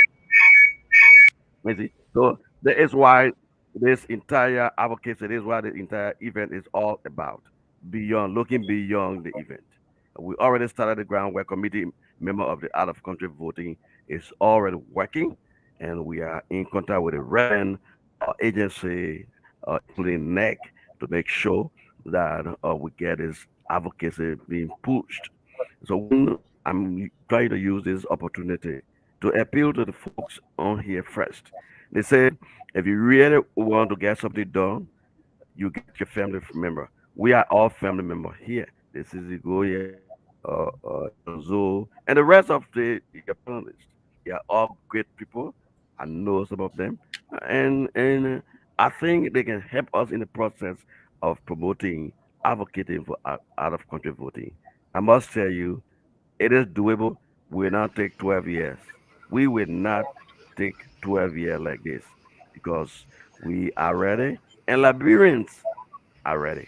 Thank you so much for giving me the opportunity to be here to tell you about our celebration in Philadelphia on the 25th. Come and let us celebrate. We'll be Okay. honoring some of the people that you know that you may not know. We'll be honoring them. All right. Dr. Tobo, do you want to take a peek at And this? we'll get some Tawagi there too. I have a question for we are doing. Also, Japan got to a fire court. So you think about bring me to Philadelphia? I don't mind how we are doing that. It's the important thing. And first, let me ask. Yeah, before coming, Dr. Toto, I want Dr. Tobo can address here for Yeah, let me online. ask the question to go for that. It's very loud. I'm not hearing. What was the question, please? I'm saying I want to ask a question. Yeah, let me just bring this one from the online on here. Dr. Tobo, this is what Momolu is saying. As part of the $100 entry fees for the program, it would be a good thing for the copy of the laws be attached to the program. Just my thoughts. Well, I read that just before you read it. I saw that and I thought it was a good idea.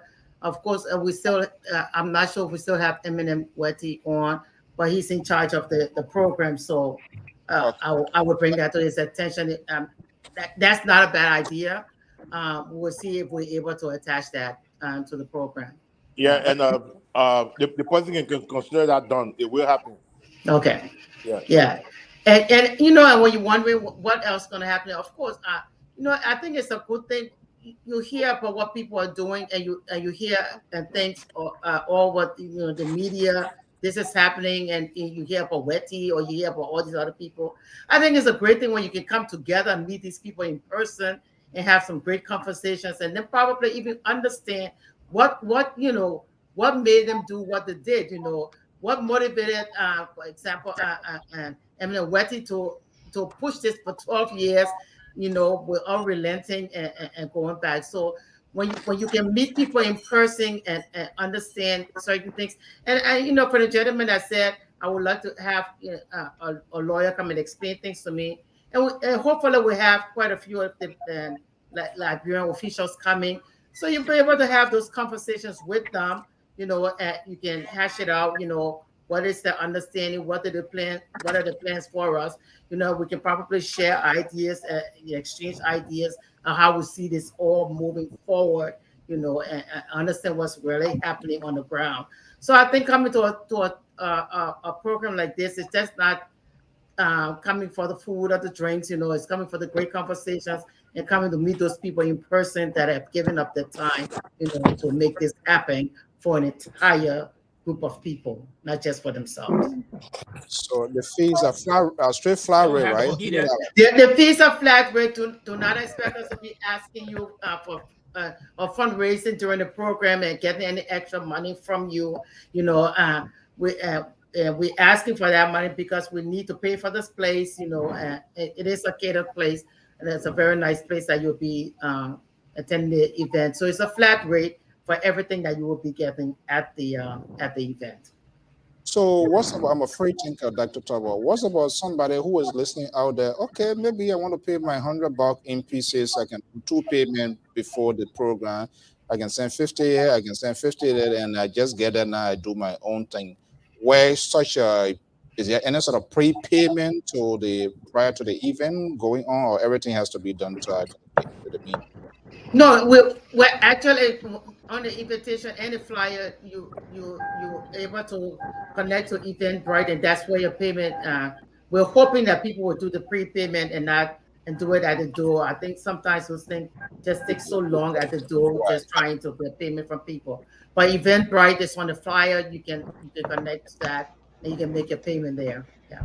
Okay, well, yeah, please don't hesitate to send as much information. It's better too late than never, and we can try to chip in that during our commercial break.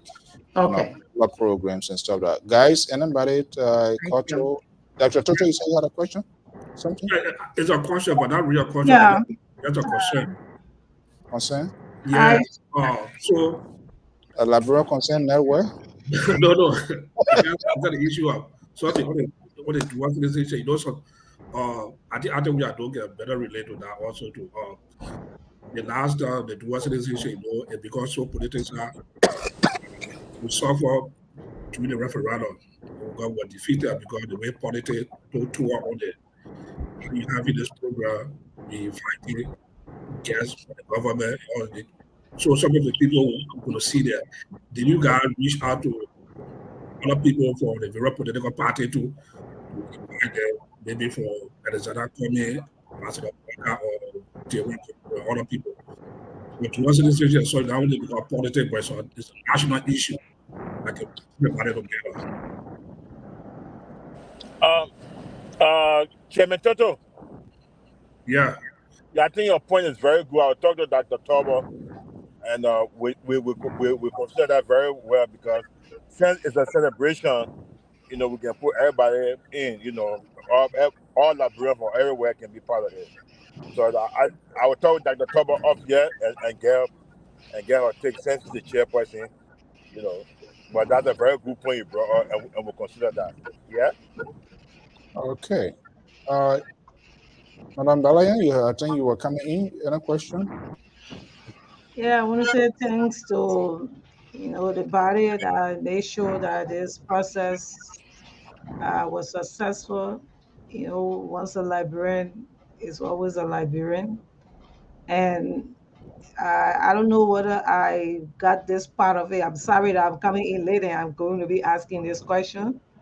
And I know that this process has been going on for a while. And it came to a time where the other group headed by Emmanuel Yato, and then with this group, had there been any collaboration since then?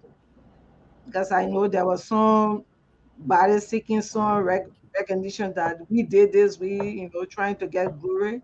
Was there any reconciliation in the Wati group with this group? Well, Miss. Sorry, Emmanuel Yato rather in the Wati's group. Yeah. Thank you very much for the comment. You know, we think that everybody that's involved, love Liberia. It's just that we may have different method of doing the same thing. The issue with Martin Luther King and Malcolm X, they had their own path, but they all wanted the better thing for the black people. So there's not much difference. It's just that we just saw it in different way, and we're all working together. In fact, people from the Yato group. I don't want to say the Yato group, but just for the matter of conversation, will be honored. We all will be there celebrating the victory. So it's all one Liberian thing, But sometimes these things happen, but that's part of the game, and we are all on the same level. We all wanted the same thing, and it's just that we had a different telescope or microscope, but we all wanted dual citizenship. So I think everything is okay, whether we're working together or not. We are all Liberians. Nobody has said anything to us, so we're working together and we're moving on. I know. Parallel will not pay for visa again. Yeah. On the issue of fundraiser, can I ask a real quick question? Yeah. So say hypothetically, I'm in Minnesota, and I cannot afford to come to Pennsylvania for the celebration, and I also cannot afford the $100, but I want to contribute towards the cost. You're going to create a way for people to be able to make donations. Those people who got $75, $50, not enough to buy a ticket because they're not going to be there, but just enough to show their appreciation for the work that the likes of Emmanuel Weti and Dr. Weber and my brother Ato Yado and those many people that have been doing towards moving this thing to becoming a reality. I've been thinking about Professor, that's a very good idea. That's a very good, we lead up with our cheerleader. That's a very good idea. Well, thanks, dear. Thanks for saying that. I think that's wonderful because coming from far nowadays and just traveling nowadays is pretty expensive. So that's great. So we're looking into that quickly because we only have the $100 on the event, right? But that's a great idea. We'll put something out there soon. We got a great people here. Far-sighted people, but when they ready to eat their own baby, they don't low buy. I blow and buy. Okay. Madam President, you are let's come back to you before we let you guys go. Hopefully, maybe a committee member or whatever information you can fill out in, and we'll try to do that regular announcement here. Tell us here, what is the move? When Philly is a big land, what is the atmosphere now? Tell us something here that will kind of like energize me to say, you know what, let me put this on my calendar. Tell us, what is the move? What is the preparation? What are you anticipating? Well, first of all, Philly is a city we call it a city of brotherly love and sisterly affection.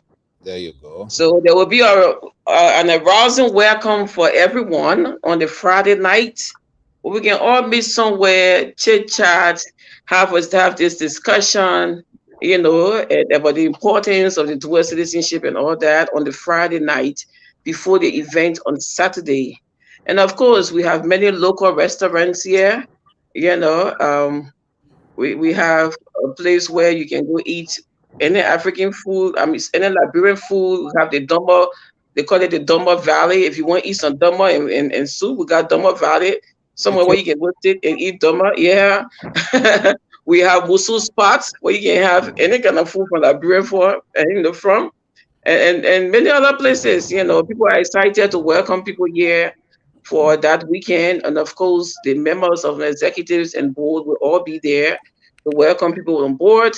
And, FIDE has a lot of organizations, Liberian organizations, and we have invited all of them to come in. And all the Liberian organizations, all in and around Philly, will be here. So we are looking forward to have a great celebration. Okay, let me add a layer here to this year. We in the media industry, it's our job to ask all of these questions, no matter whether we are for and what our person say. So let me ask here, this is a great milestone. Since 1847, with this whole law, in 2019, we saw a pivoting here.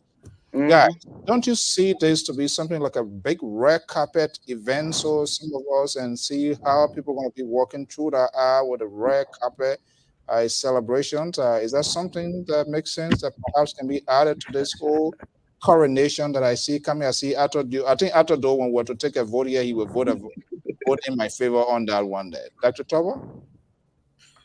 Sure. No, Philadelphia. Look, Philadelphia. We know how to celebrate. And What if Minnesota? I think the leftover beer from the celebration they didn't have for the Super Bowl, they stayed there. We just go drink it. But yeah, definitely. No, we're hoping this is going to be really grand because this is going to go down in history. You know, this is a huge thing, something that we never thought would ever come to fruition. So this is going to be very grand. It's going to be a grand celebration. So come expecting the best. It will be a grand style. Yeah. I have a question about the president. Yes, sir. Let's go, and then we'll be wrapping up with Ben. But the president, that's the last Yes, one. sir. for some of us, I'm coming to Philadelphia. I cannot afford a hotel bill. Oh boy. You can more eminent chairman. You can be Yes. I cannot afford a hotel bill. Cannot be helped to launch somewhere to spend the night. What? You can sleep in your car.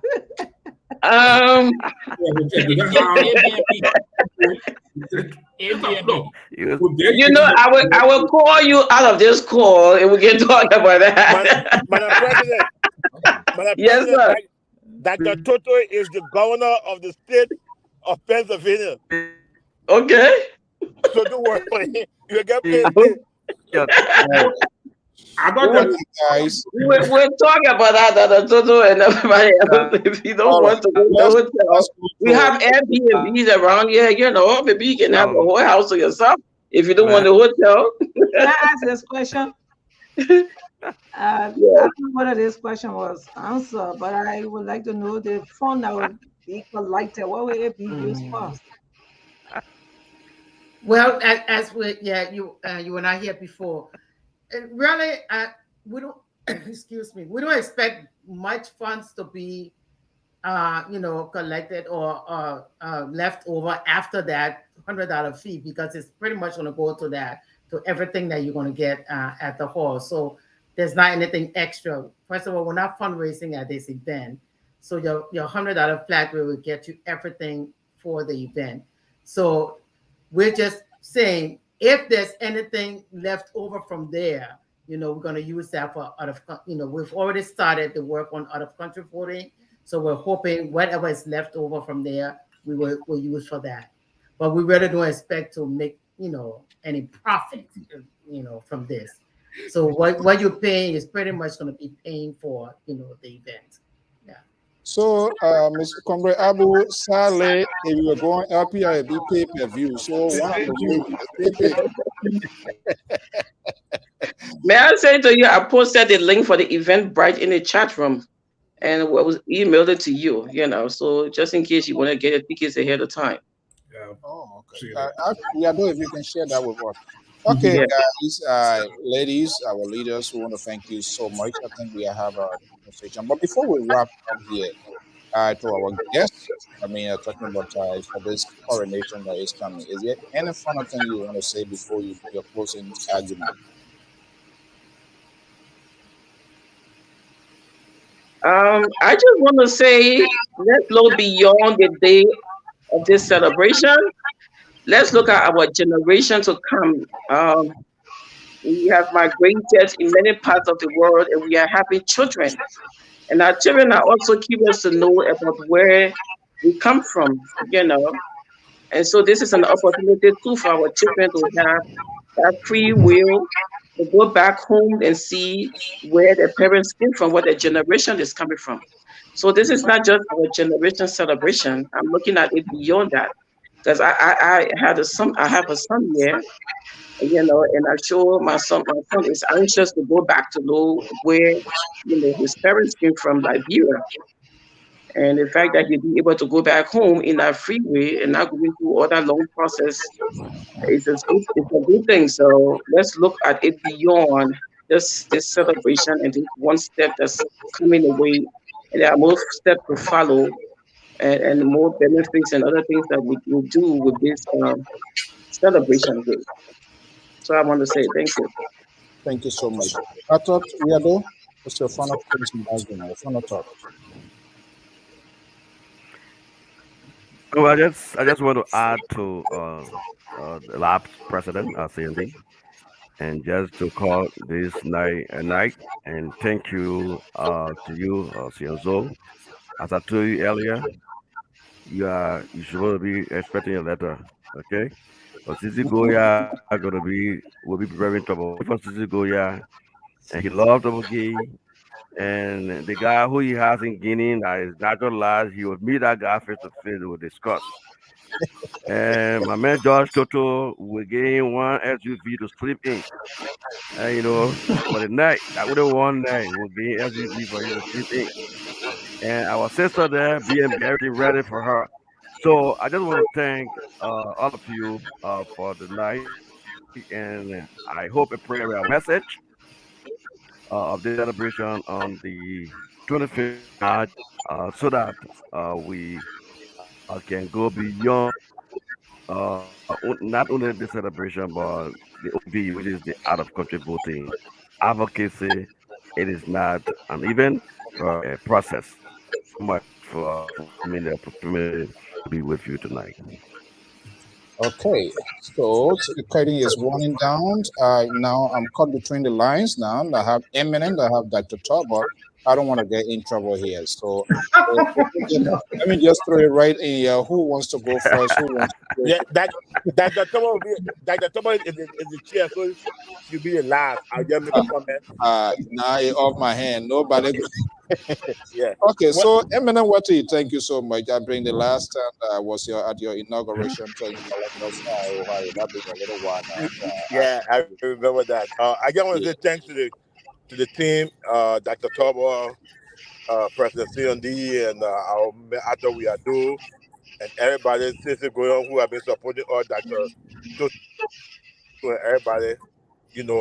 Just want to come back. I don't want to say much about the program because our chair would say all, but it is very important that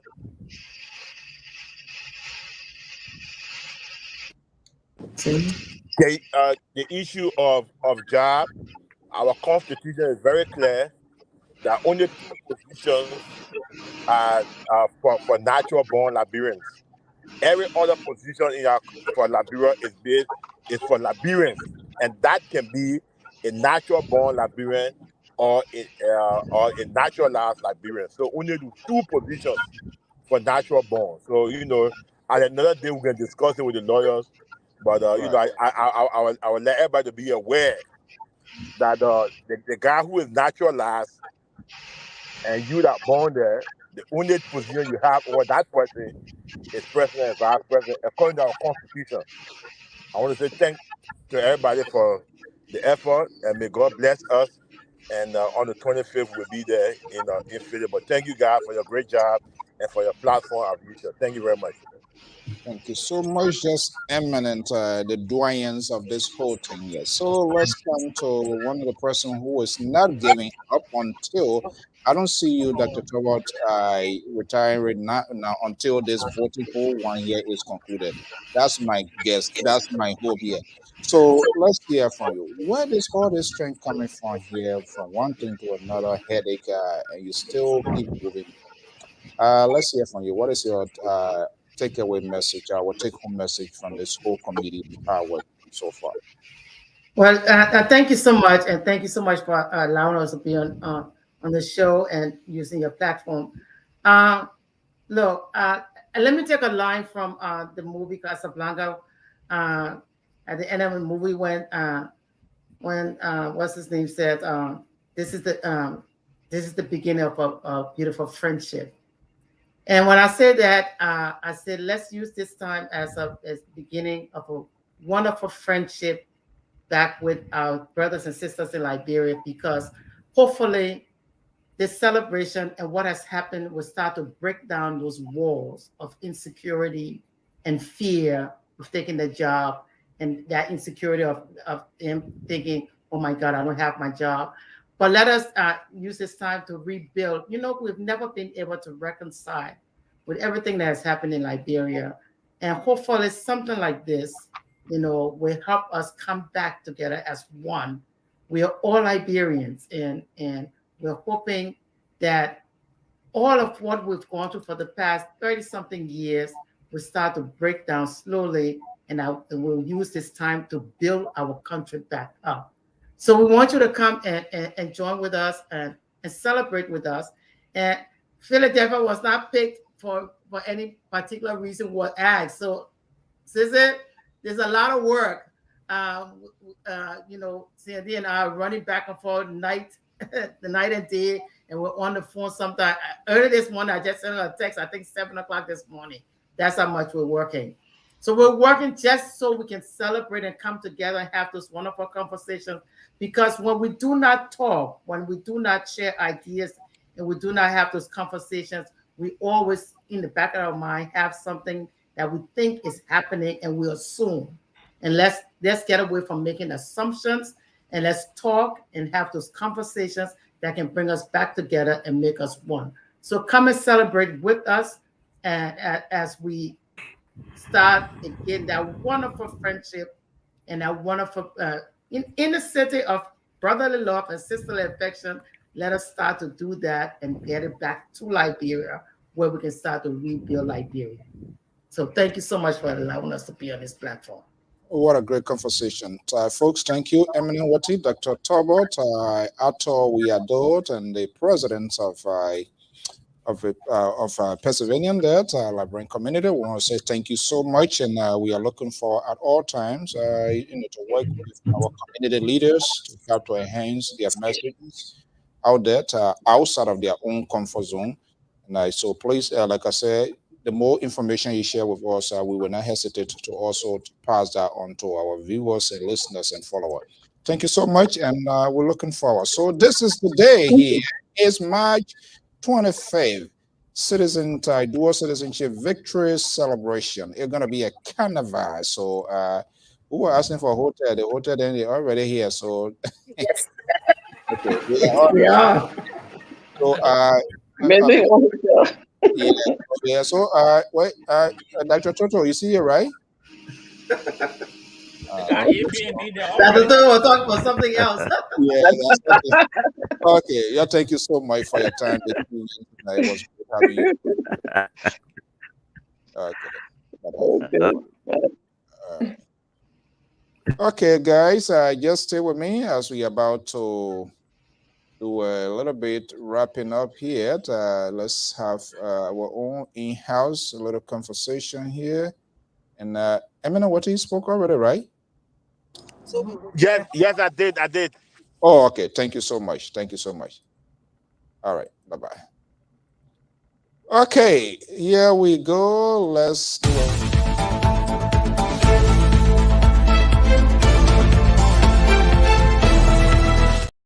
Okay, guys, let's have a little bit roundtable conversation here. And I think it's going to be a divided house because Sister was firing and Dr. Toto wasn't holding back to say, okay, this guy, because we are not going in the Midwest, something is getting under his skin. Amos George, as usual, came back, said there was a betrayal on the part of Sister Goya. What a deep throat event here this event. They unveiled Sister Goya. I didn't use the word betrayal. I use the word betrayal. The man said the way they were not transparent for their son take care, or not transparent too. I try to modify the word you use. You not tell all the now. So well, so control myself playing little low profile today. I was fighting among us. But guys, I think there's some sense of why celebration. So this has been a very long fight. Living Equatorial Guinea, Tanzania, and other places. I mean, it's a little baby step here. And I'm happy that some of these people that are closer to national leaders, they are coming. Hopefully. I think people have to squeeze in their calendar. I hope they will talk. I think because Sese asked a very sticky question here. I don't know why he took that person from Guinea and bringing into this whole scenario here. But that was a valid question. And I hope the legal advisor, they are people that are work with this whole thing. They will be able to, not just want to come and celebrate, or be able to have a sort of town hall style conversation with Liberians, not just only in Philadelphia, other places. They can make use as many networks in the player, the LPR, the FOL, the Spoon, Jide Hard Talk, and all of those places. They need to get this out here. Dr. Toto, let me just bring you being in the vanguard with this whole thing here as water. The celebration, they say water? Oh yeah, definitely so. Of course, it's very water. If I can look back when we started the advocacies, well, that time I was just a rookie in ULA when President Arthur Watson was the president of ULA at that time. You know, when he talked about the dual citizenship issue, and when Arthur Watson, I was part of that delegation at one of Liberia, and we met President Eddie Johnson said it during our first inaugural program, and the ULA delegation put that dual citizenship proposal before her. And I can remember in her office at that time was the Foreign Affairs, and she had to embrace it. And she told us to go back and put, not just talking about it more, but to put it in paper, in black and white, to put the modality and start working towards it. And her office was coming to support the process. So, and then again, we went back to Liberia again, during editor again. Not to interrupt you, was the process supported by her office? Yeah, she supported the process through us. In fact, we went back again, Liberia again, we met our part of that delegation again, during Kingsley presidency again. We went to Liberia again. We had a meeting with President Eddie Johnson sitting in office again. We went there again. During President Wiata, also to I head of the delegation that myself, went to Liberia with an email address and sent it in session, to make the case for dual citizenship. So I've been a lot of hurdle, put it all. But Eddie Johnson said, even though she supported it by the end, people said that she let us down, but the problem, I think, also too, in the legislatures, also too, I remember one time when we went there during the first time when Senator Kobe Small, Norfolk County, at that time, he hold my hand. He said that one cause I can always say it in the public. I don't let to see a lot of talk about it. I even told in the press in Liberia. Kobe Small hold my hand outside. He said, "Well, man, your comes here, if you can't tell empty here. The people in America give you money to come and advocate. Your comes here with empty here." I said, "No, Senator, it's not true." Kobe Small? Yeah, Kobe Small. Well, the 10th senator for Norfolk County. Sumo Kobe. Yeah. So he told me. So I said, "Okay, Senator, what are we looking at?" He told me, "Say if we can see the talk, we got about 40,000." 40,000 what? 40,000 US. Before the Senate could say the talk to us. Was he the chair then at the time or on the committee? He was the chairman for the finance committee at that time in the Senate. If I remember mistaken, but that was a word of conversation. So the dual citizenship had a lot of hurdle back and forth from the Senate. I can remember Senator Prince Johnson pushed me out of the office. When I went in office, he pushed me outside the office. He said, "Dual citizenship, get us out of the office. I want to talk to you." So we went through a lot in the Capitol building. When you go there, some other guy will give you good research, they will say the talk. When you turn your back, they had different things on the Senate floor. So even saw the referendum that came out. When the first Sunday kid that brought the split where Cotto were talking about Yato group also embraced too. They said they're going to make it possible to download the law. They had their own hiccup also too. That's successful. So at the end of the day, for it to come through now and pass through President leadership, it's something that we should really applaud the leadership for in the world celebration. So I'm kind of a little bit stunned here. Sissy, let me just bring you in here. What makes us citizen coming out say this is what we have, this is what we are pushing, and asking in return, not to say, okay, there are other 4-5 committee members, perhaps we need to get a little bit more detail. I know everything to lobby is required money, but to just be out front like that, 40,000? So, Mr. So, people hire lobbyists everywhere, and lobbyists, sadly, are the people who bribe legally lawmakers. You're either giving them physical cash, or you are making sure that they get elected the Liberian diaspora group had never gotten any one senator elected before Darius DeLong. So they didn't have any power. So who are you going to lobby? Who can you lean on? So if you don't have their political power to get him in office, then of course you got to grease the wheel. But you know, back to this dual citizenship stuff. Yes, it's worth it of celebration because there's a lot of Liberians that have toured, that have worked hard for this thing. But even though I'm a member of the dual citizenship committee, and I come from the most prominent member chapter of EULA. This is where your 501c3 in Minnesota. I still have a serious problem with the dual citizenship laws as passed. And for disclosure, I was on the committee, but I also sent money to Liberia and campaigned against the passage of the referendum. We fought to defeat the referendum. And here is my problem. The passage of this dual citizenship law created 3 categories of Liberian citizens. Natural-born Liberian citizens who only hold Liberian citizenship, naturalized Liberian citizens, and Liberian citizens who were born in Liberia but now hold other country citizenship, which are the dual citizens. And that was the question I was asking Manuel Wetty, and he kept dancing around because you know we had that conversation before. The Liberian Constitution, when it talks about Liberian, it talks about natural, it presumed natural-born and naturalized. So it talks about that. And the only distinction, like you rightfully said, between natural-born and naturalized is the presidency and the vice presidency. So my cousin from Guinea can be anything but president or vice president in the Republic of Liberia. He can be anything besides president and vice president.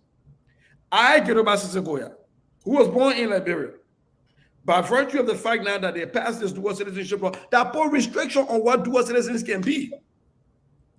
I now can be certain things less than my cousin I came from Guinea and naturalized in Liberia.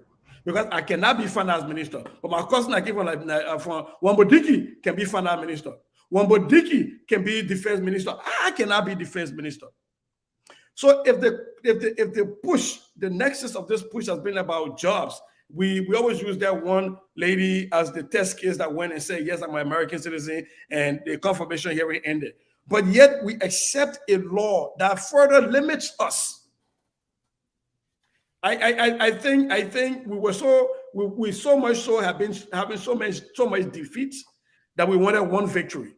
And we got one victory, and so we ran with it. And I'm not going to begrudge anybody for that because I know they did a lot of work. Trust me, the kind of work Emmanuel Wetty has been doing, I can't do half of that. I can't. That man, and you see here, just as I disagree with him here, as I disagree with him, and backdoor, and it will always take. He's one dude you will push against him, he will listen to you, and if you think it makes sense, you will change. So I think, to answer your question, yes, it's very worth it of a celebration. There's a lot of people that put money into this thing. A lot of people have put the time into this thing. I see George Toto and go Liberia back and forth, leave their families here and go talk to people. And yes, absolutely, yes, 100% I will buy a ticket to support them because this is my way of saying thank you for not giving up on this. But do I still have reservation on the finished product? Yeah, of course I have reservation on the finished product. But I don't think that should take away from the need to celebrate people who have put 12 years and more into this work. And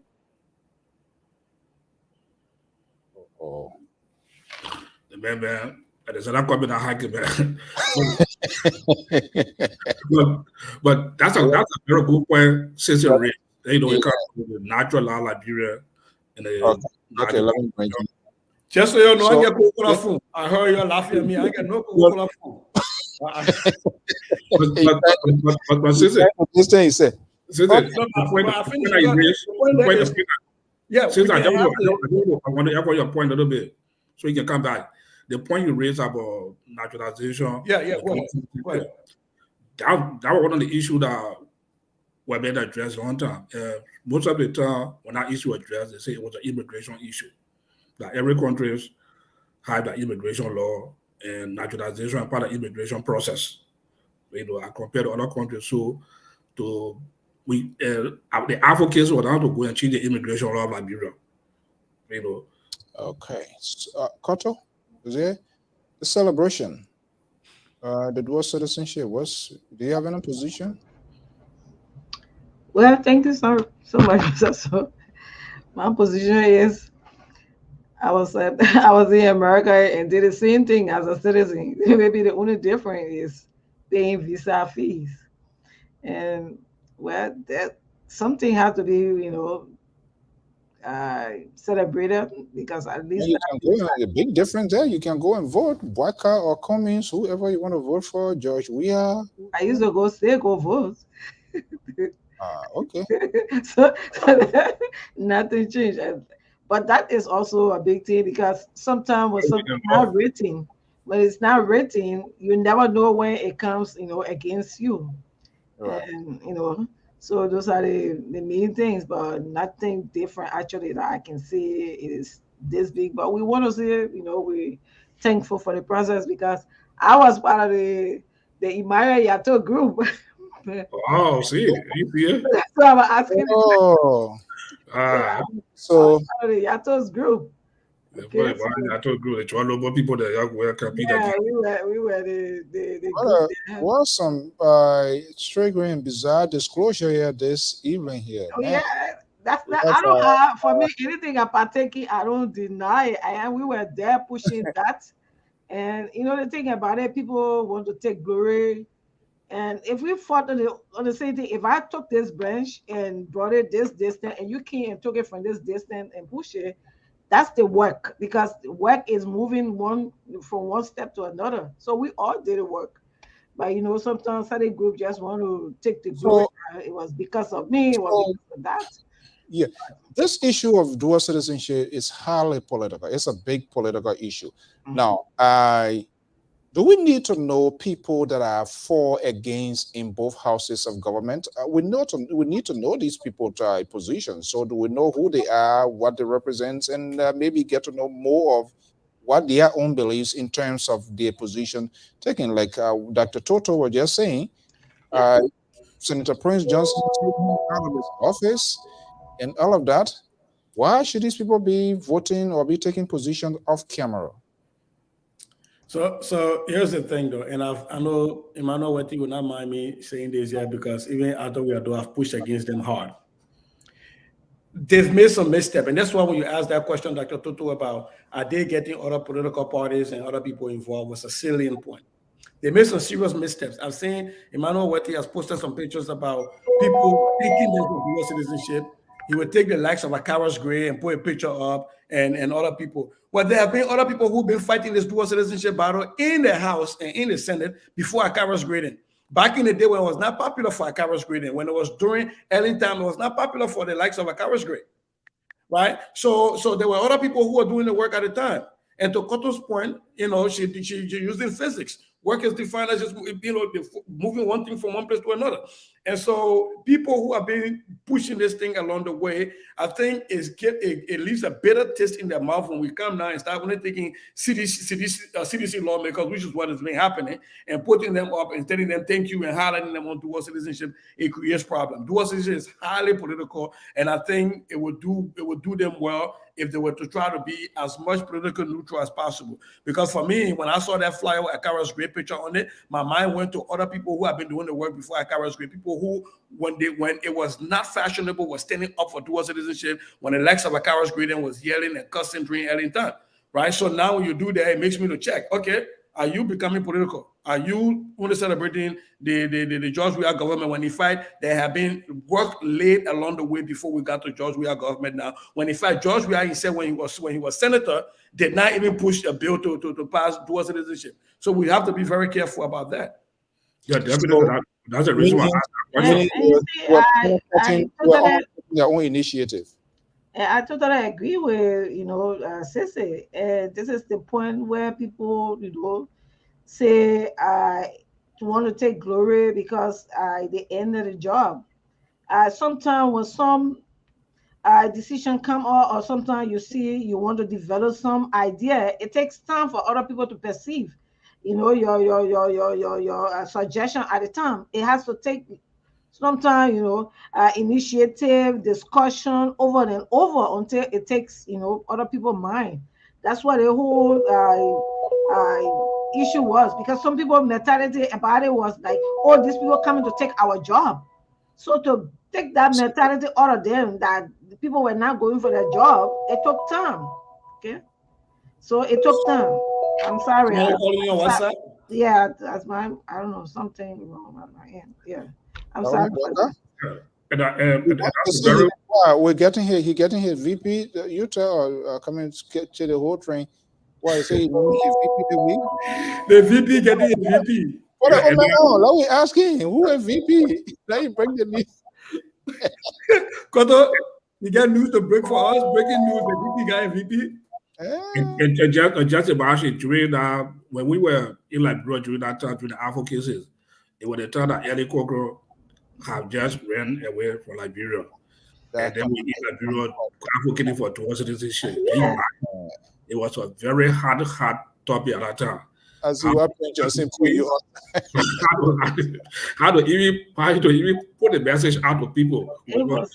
We were talk show or radio station to the kids in the air.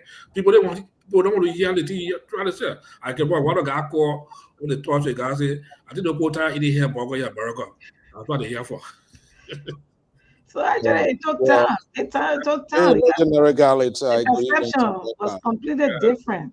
Yeah. So, and that's why I tell a lot of people, let's take this mentality off. When it comes to issue like this, let's not politicize it. It's just for other benefit.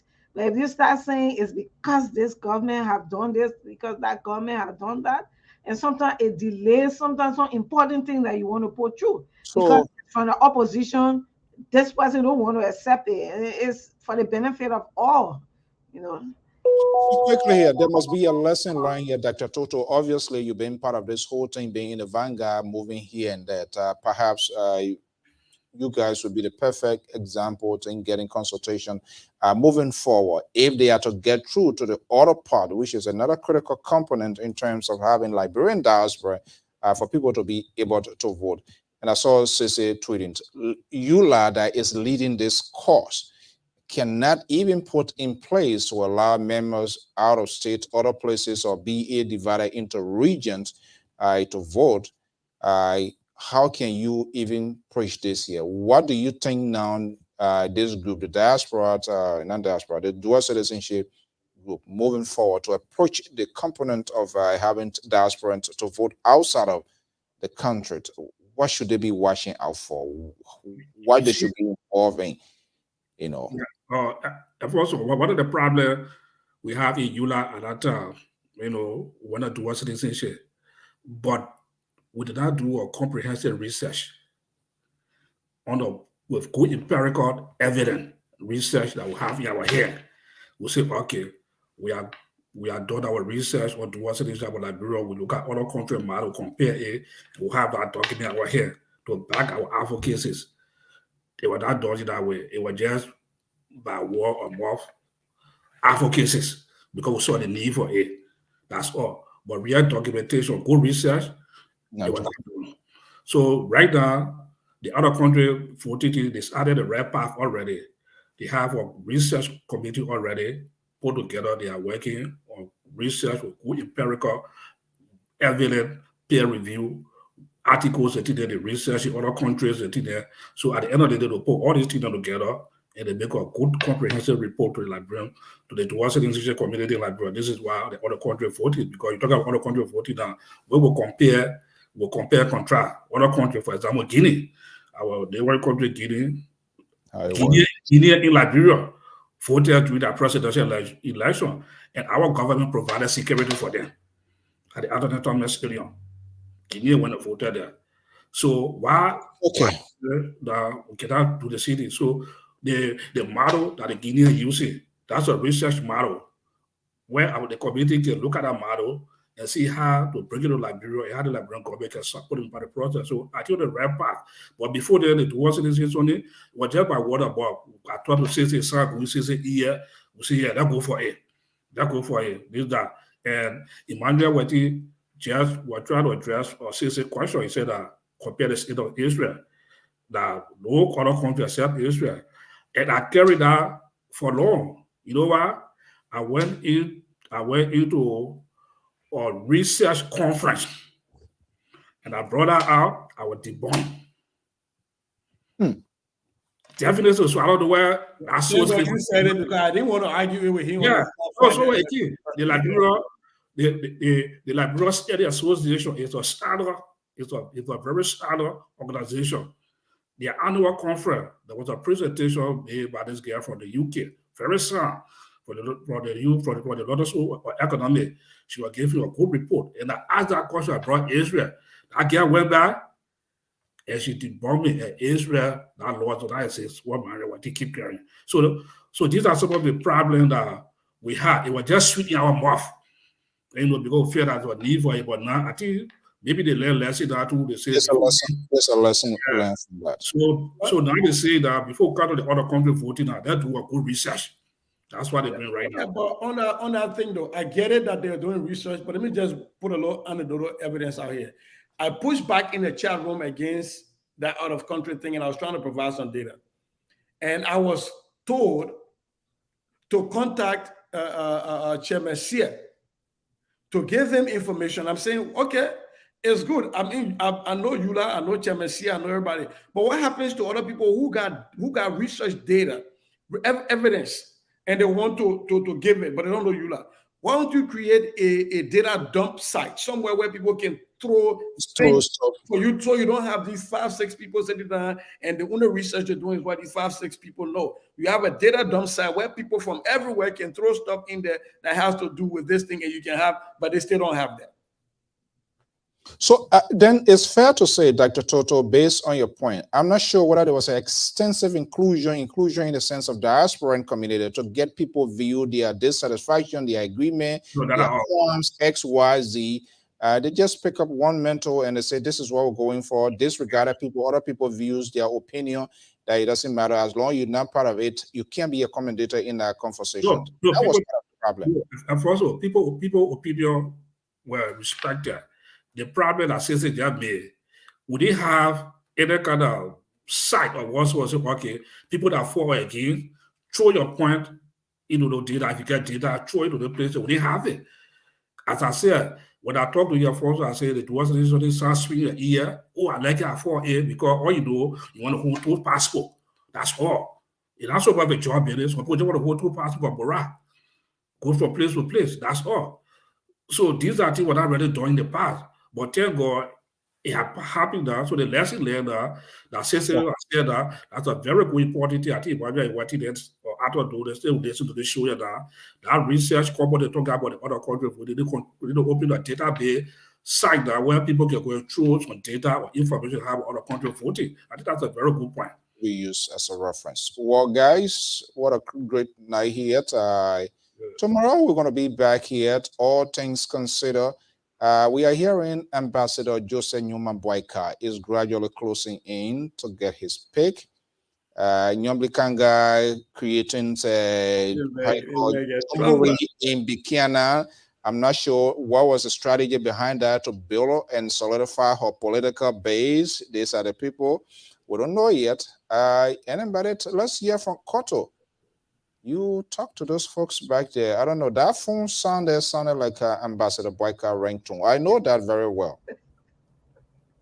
Are they closing in? What is the name filtering in here with Ambassador Boyka pick? Guys, anybody want to make a decision? The decision is Ambassador Boyka's, But I want to give some of his supporters, some of his talking. I just want to give what you're talking. That's not what concerning me right now. I just want to give my girl, Yomli Kanga Lawrence, a big thanks. For what? Because just imagine we have a president that have not united her people. His people, rather, sorry. He has not united his people. But this is a lady in Grand Bassa. That was a united musical concert they have. Everybody was invited. Everyone was invited. In fact, all of the leaders there, and I mean, it was Grand Bassa. What, they invited? She didn't say the president? Party. No. They invited the president? All the officials were invited according to the names that were calling there, because I followed the program. It's a united. The president and the Liberian youth. They were only inviting the Liberian youth. And that was it. Wasn't only Liberian youth. It was all the sectors were represented. So, Yes. MC, what is it? MC Carol. MC Carol was there. MC Carol All was the there. positions, And right? they invited a rabbi to go sing, but the rabbi didn't want to go sing. In my own country, they tried to hunt me down. Mr. Lion Man. They invited Mr. Lion Man. Guys, let's end it up here. Okay, so They real want quick. to take all the titles. And the guy said they didn't want for him to come and take the title from them. Mr. Someone, see what listening to me. But here's the case. On my tabata, I put it in the chat room. They didn't realize that the president re-nominated this lady, Edwina Collins. I saw it. Came back to the same position that the last time she went and perjured herself in front of the Brent Senate for. How somebody show up the first time? The lady who was nominated I said, what is the basis of that? So that's a type of the person. I don't know what's She went there and perjured herself. She went there and gave documents that were proven to be false. She got the likes of Martin Collins to come out and just destroy her, right? Now you go back again and you re-nominate this lady for what? Are there no other citizens that are qualified to take this position for the next, what, how many months that's left over? Yeah. What the Liberal can say, the citizens always put a phone in them up. You have a president that have ministers or directors or whoever are in position that have not put out a good output and they are stay in position, because I think that's what leader does. You give people, position, high position based on their output. But if I had a man in a position and I'm not yielding fruit of it, the next thing is to change. That's why people, do carry on change. Yeah. All right. Or relocate or reshuffle, Sese. Yeah. Any information from your guy when is he getting to his decision-making point as well? Oh, very soon, very soon. The political party will be making a decision very soon. We give enough time for the Liberian people to be able to see the candidate, quiz the candidate, interact with the candidate before we move forward to general elections. Dr. Toto, very soon is relative. You know what everybody behaving? Everybody behaving like Cesar spoke about that. Everybody behaving like what happened to us when during the 1990s. Politician in the house, politician on the screen, all of them, they are just we went early campus, we're in a bus. All right. And the students, they didn't want to come down. The faculty, they didn't want to come down. We always sitting in the bus. All the politicians. Guys, thank you so much for your time. So we will be back here tomorrow, all things considered, right here on the Diasporan Informative News, Liberia Public Radio. Sister Goya, senior analyst of the Liberia Public Radio, Scala, based in Minneapolis, Minnesota, Koto Balayan, Yala Balayan in the Garden City. And of course, our own Dr. George Toto. Guys, thank you so much for your time. And hopefully, by God's willing, we'll be back here at the same time, same station. And to all our viewers, listeners across the globe, right here in the USA, Liberia, thank you so much for sharing this evening with us. Your comments, your tweet, your participation, and the time spent with us is great. And this is how we discuss here, make it fair, balanced, proportional. All must be held accountable. EULA is celebrating what I call a carnival of the dual's citizenship. You heard the leaders, they were here, and we hope to have this sort of conversations. We are hearing a huge delegation that is expected from Liberia to grace this occasion in Philadelphia. So hopefully they will make themselves available to all of these major news network in the diaspora to have more conversations, what they believe and what they want to see happening. Before we go, let's take this quick commercial commitment, and I will be right back.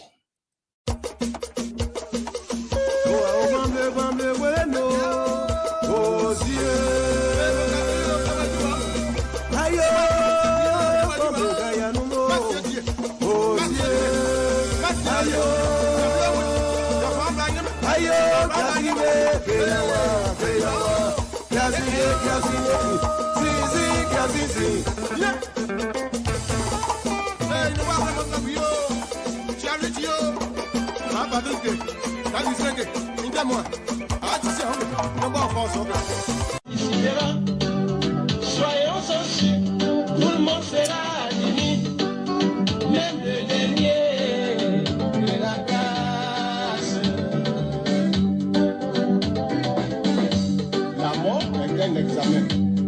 laquelle tout le monde participera. Soyons-en sûrs, tout le monde sera aligné, même le dernier de la classe.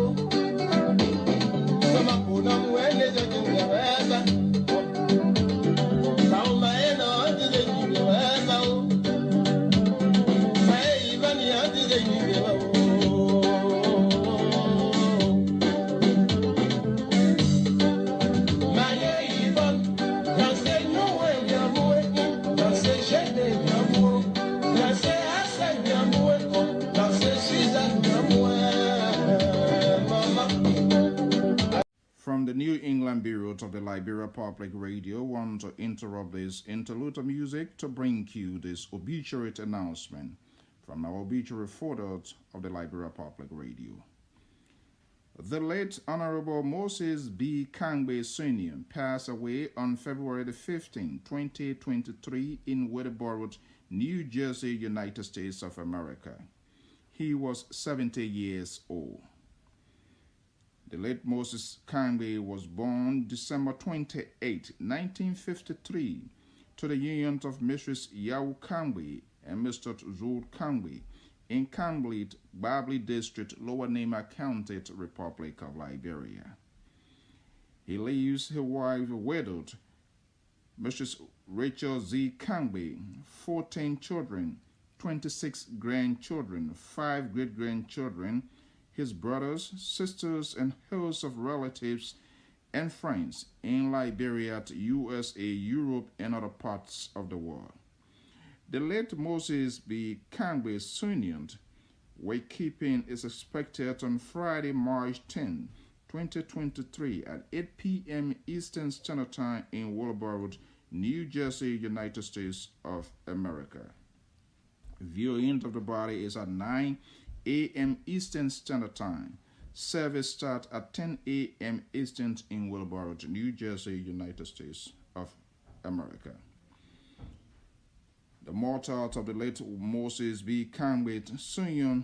is expected to be flown in the West African state of the Republic of Liberia. Wakekeeping in Liberia is March 22nd, 2023, followed by funeral service and interment in Kamblit, Nema County, Republic of Liberia. This announcement was brought into Liberia Public Radio by Mr. Moses M. Kangbe, called and on behalf of the family.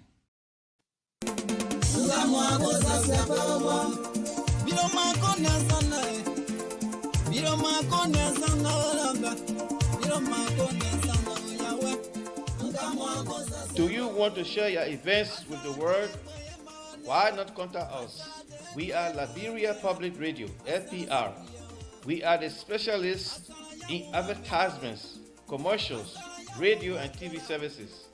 We have the professionals that can help you sell your products and provide live coverage of all events such as weddings, conventions, graduations, reunions, anniversaries, sports, birthdays, baby showers, religious activities, funerals, and many more.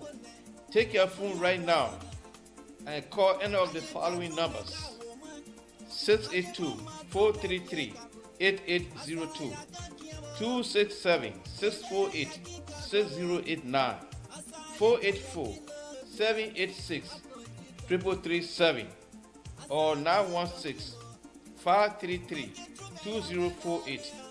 Our customer service representatives are waiting to take your calls and give you the needed assistance. It is LPR, the home of excellent media services, and your friends in business.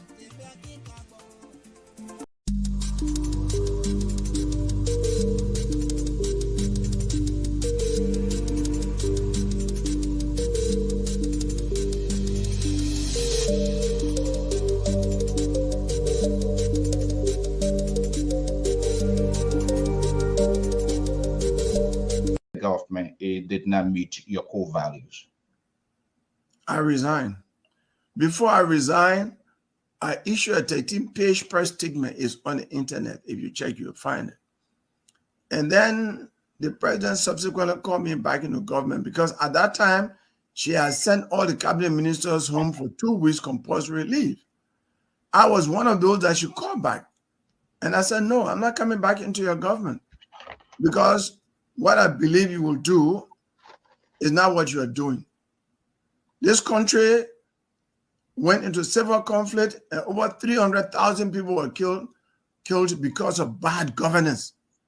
And I see the same thing happening, being done by you. The same thing is happening. That's why you told the president? Yes, in a conversation with her. And I said, thank you, but I'm not coming back to the government. Anything good in Liberia. Louis Brown was National Security Advisor to Charles Taylor, man. That was the time I was tortured. This seems to me ANC now. Let them be redeeming themselves. They laid the foundation for the suffering that is happening today. No. It's not in good faith. Isn't it the same Louis Brown who said to President Salif, Kennedy president, that no one since 1847 has so desecrated the executive mansion equal to President Kennedy, Ellen Johnson Sirleaf. It was not even a month after he was appointed to be Minister of Information for that same President Sirleaf. And he was propagating everything. When he was asked by the journalist, he said, you know, when you are far from President Sirleaf, you see a bad woman. When you come close to her, you see a good person. That sounded very opportunistic to me.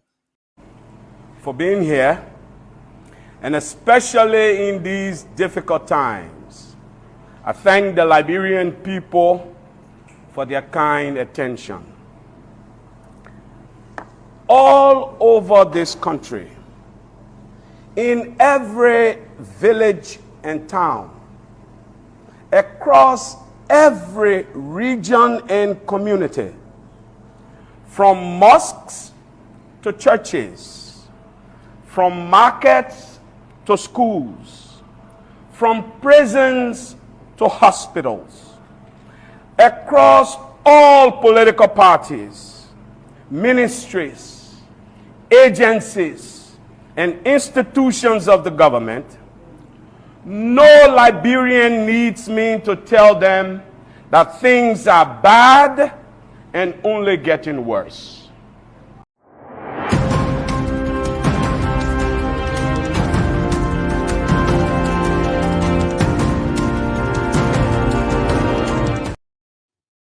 Hearing then in their own words, politicians very calculative and strategic in making their decisions or comments, holding them accountable of their own word.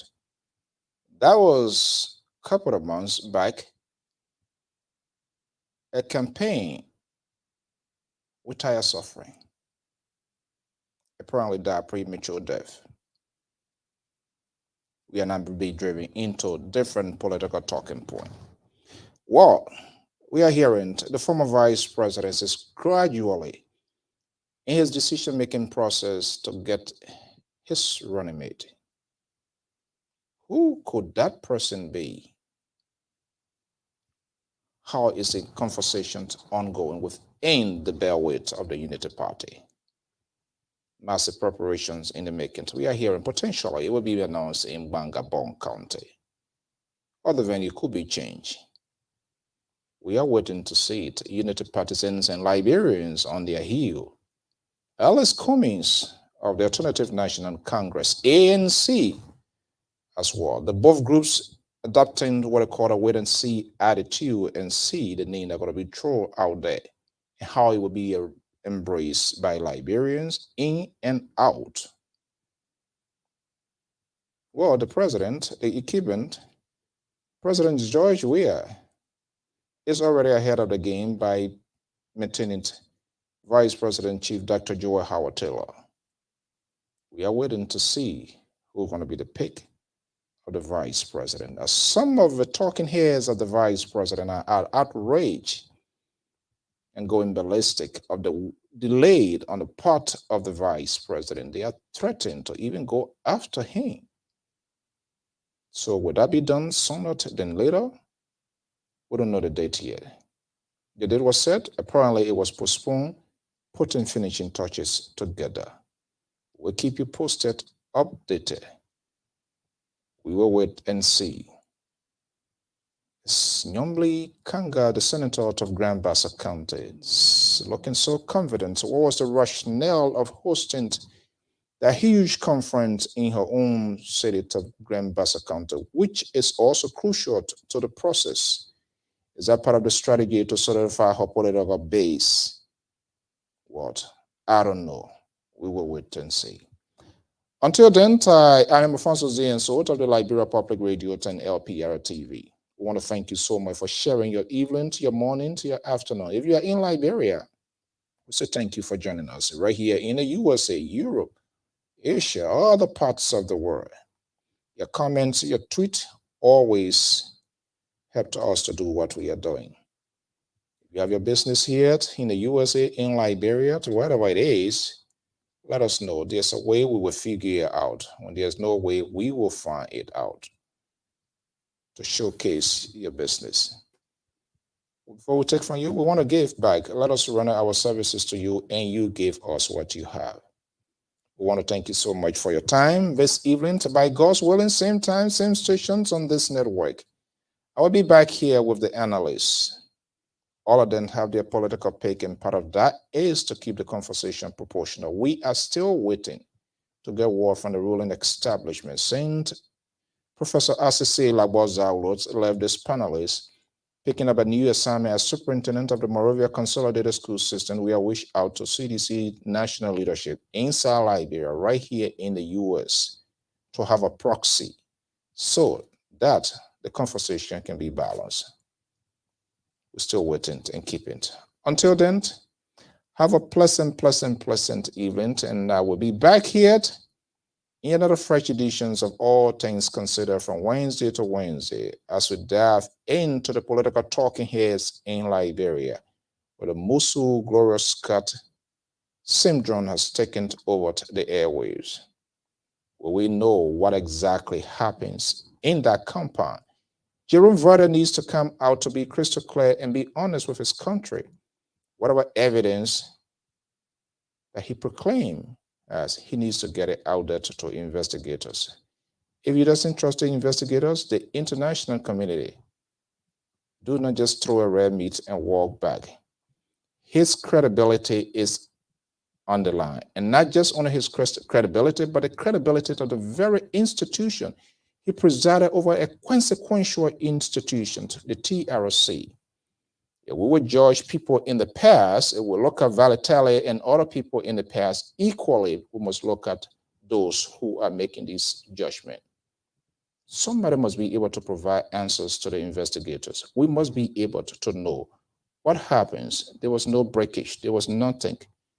How that door got opened. What really happened? Someone needs to tell the investigators or tell the Liberians. I want to know.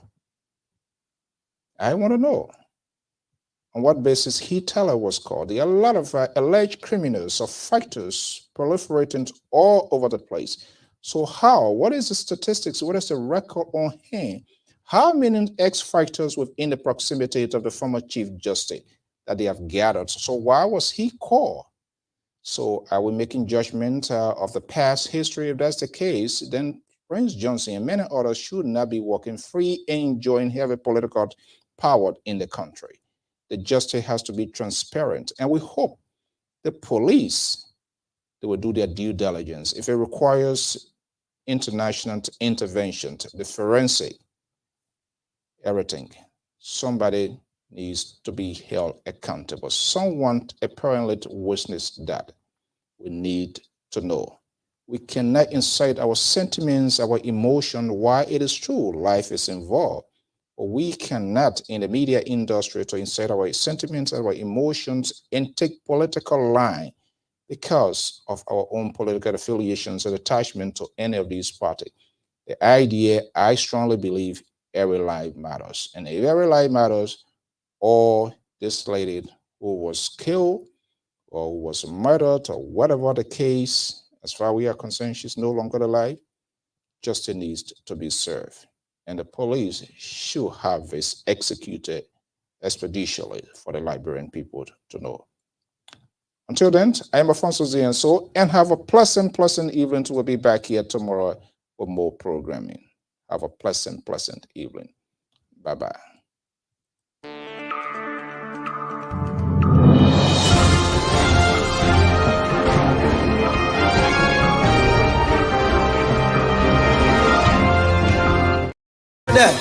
That's assembly. We will take you to neighboring La Côte d'Ivoire with this closing sound. Enjoy yourself. Dance, whatever buka dance, whatever dance you're able to dance on when you fall down. Liberia Public Radio cannot be held liable. It is in your own house. It is out of our premises. So you can sue us, okay? Bye-bye.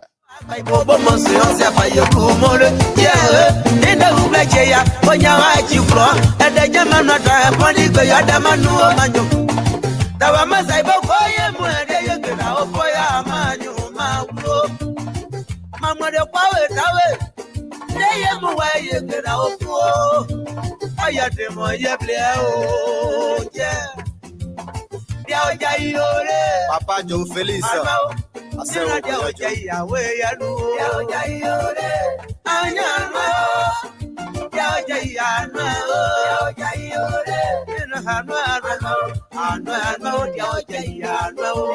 Femme dynamique de Taobli.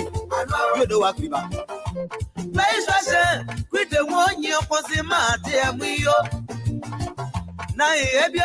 Présidente Gay Marie.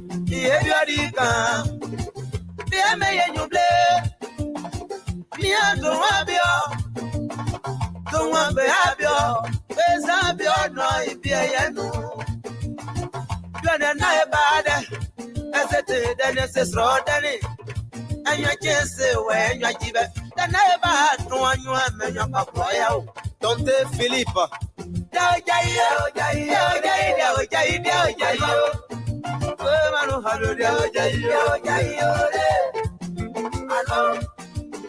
You know I get me, you know I get me. When you have people look up, yeah. This is what you well, never wear blah blah blah, and now, yeah, yeah. Those are good, yeah. Play me, yeah. I get me women, the way I want to wear, and I do the move now, you power now. Yeah, I'm going to your blood in your back. Yeah, everybody. Yeah, my yeah. Well, you got the man, the chip,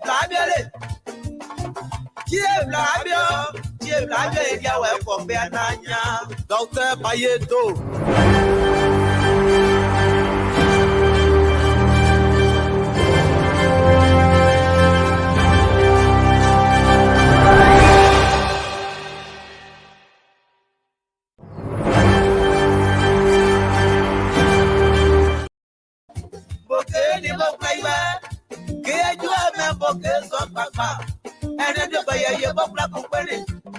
Maybe too many must do now. Kaya just ya, I had them out.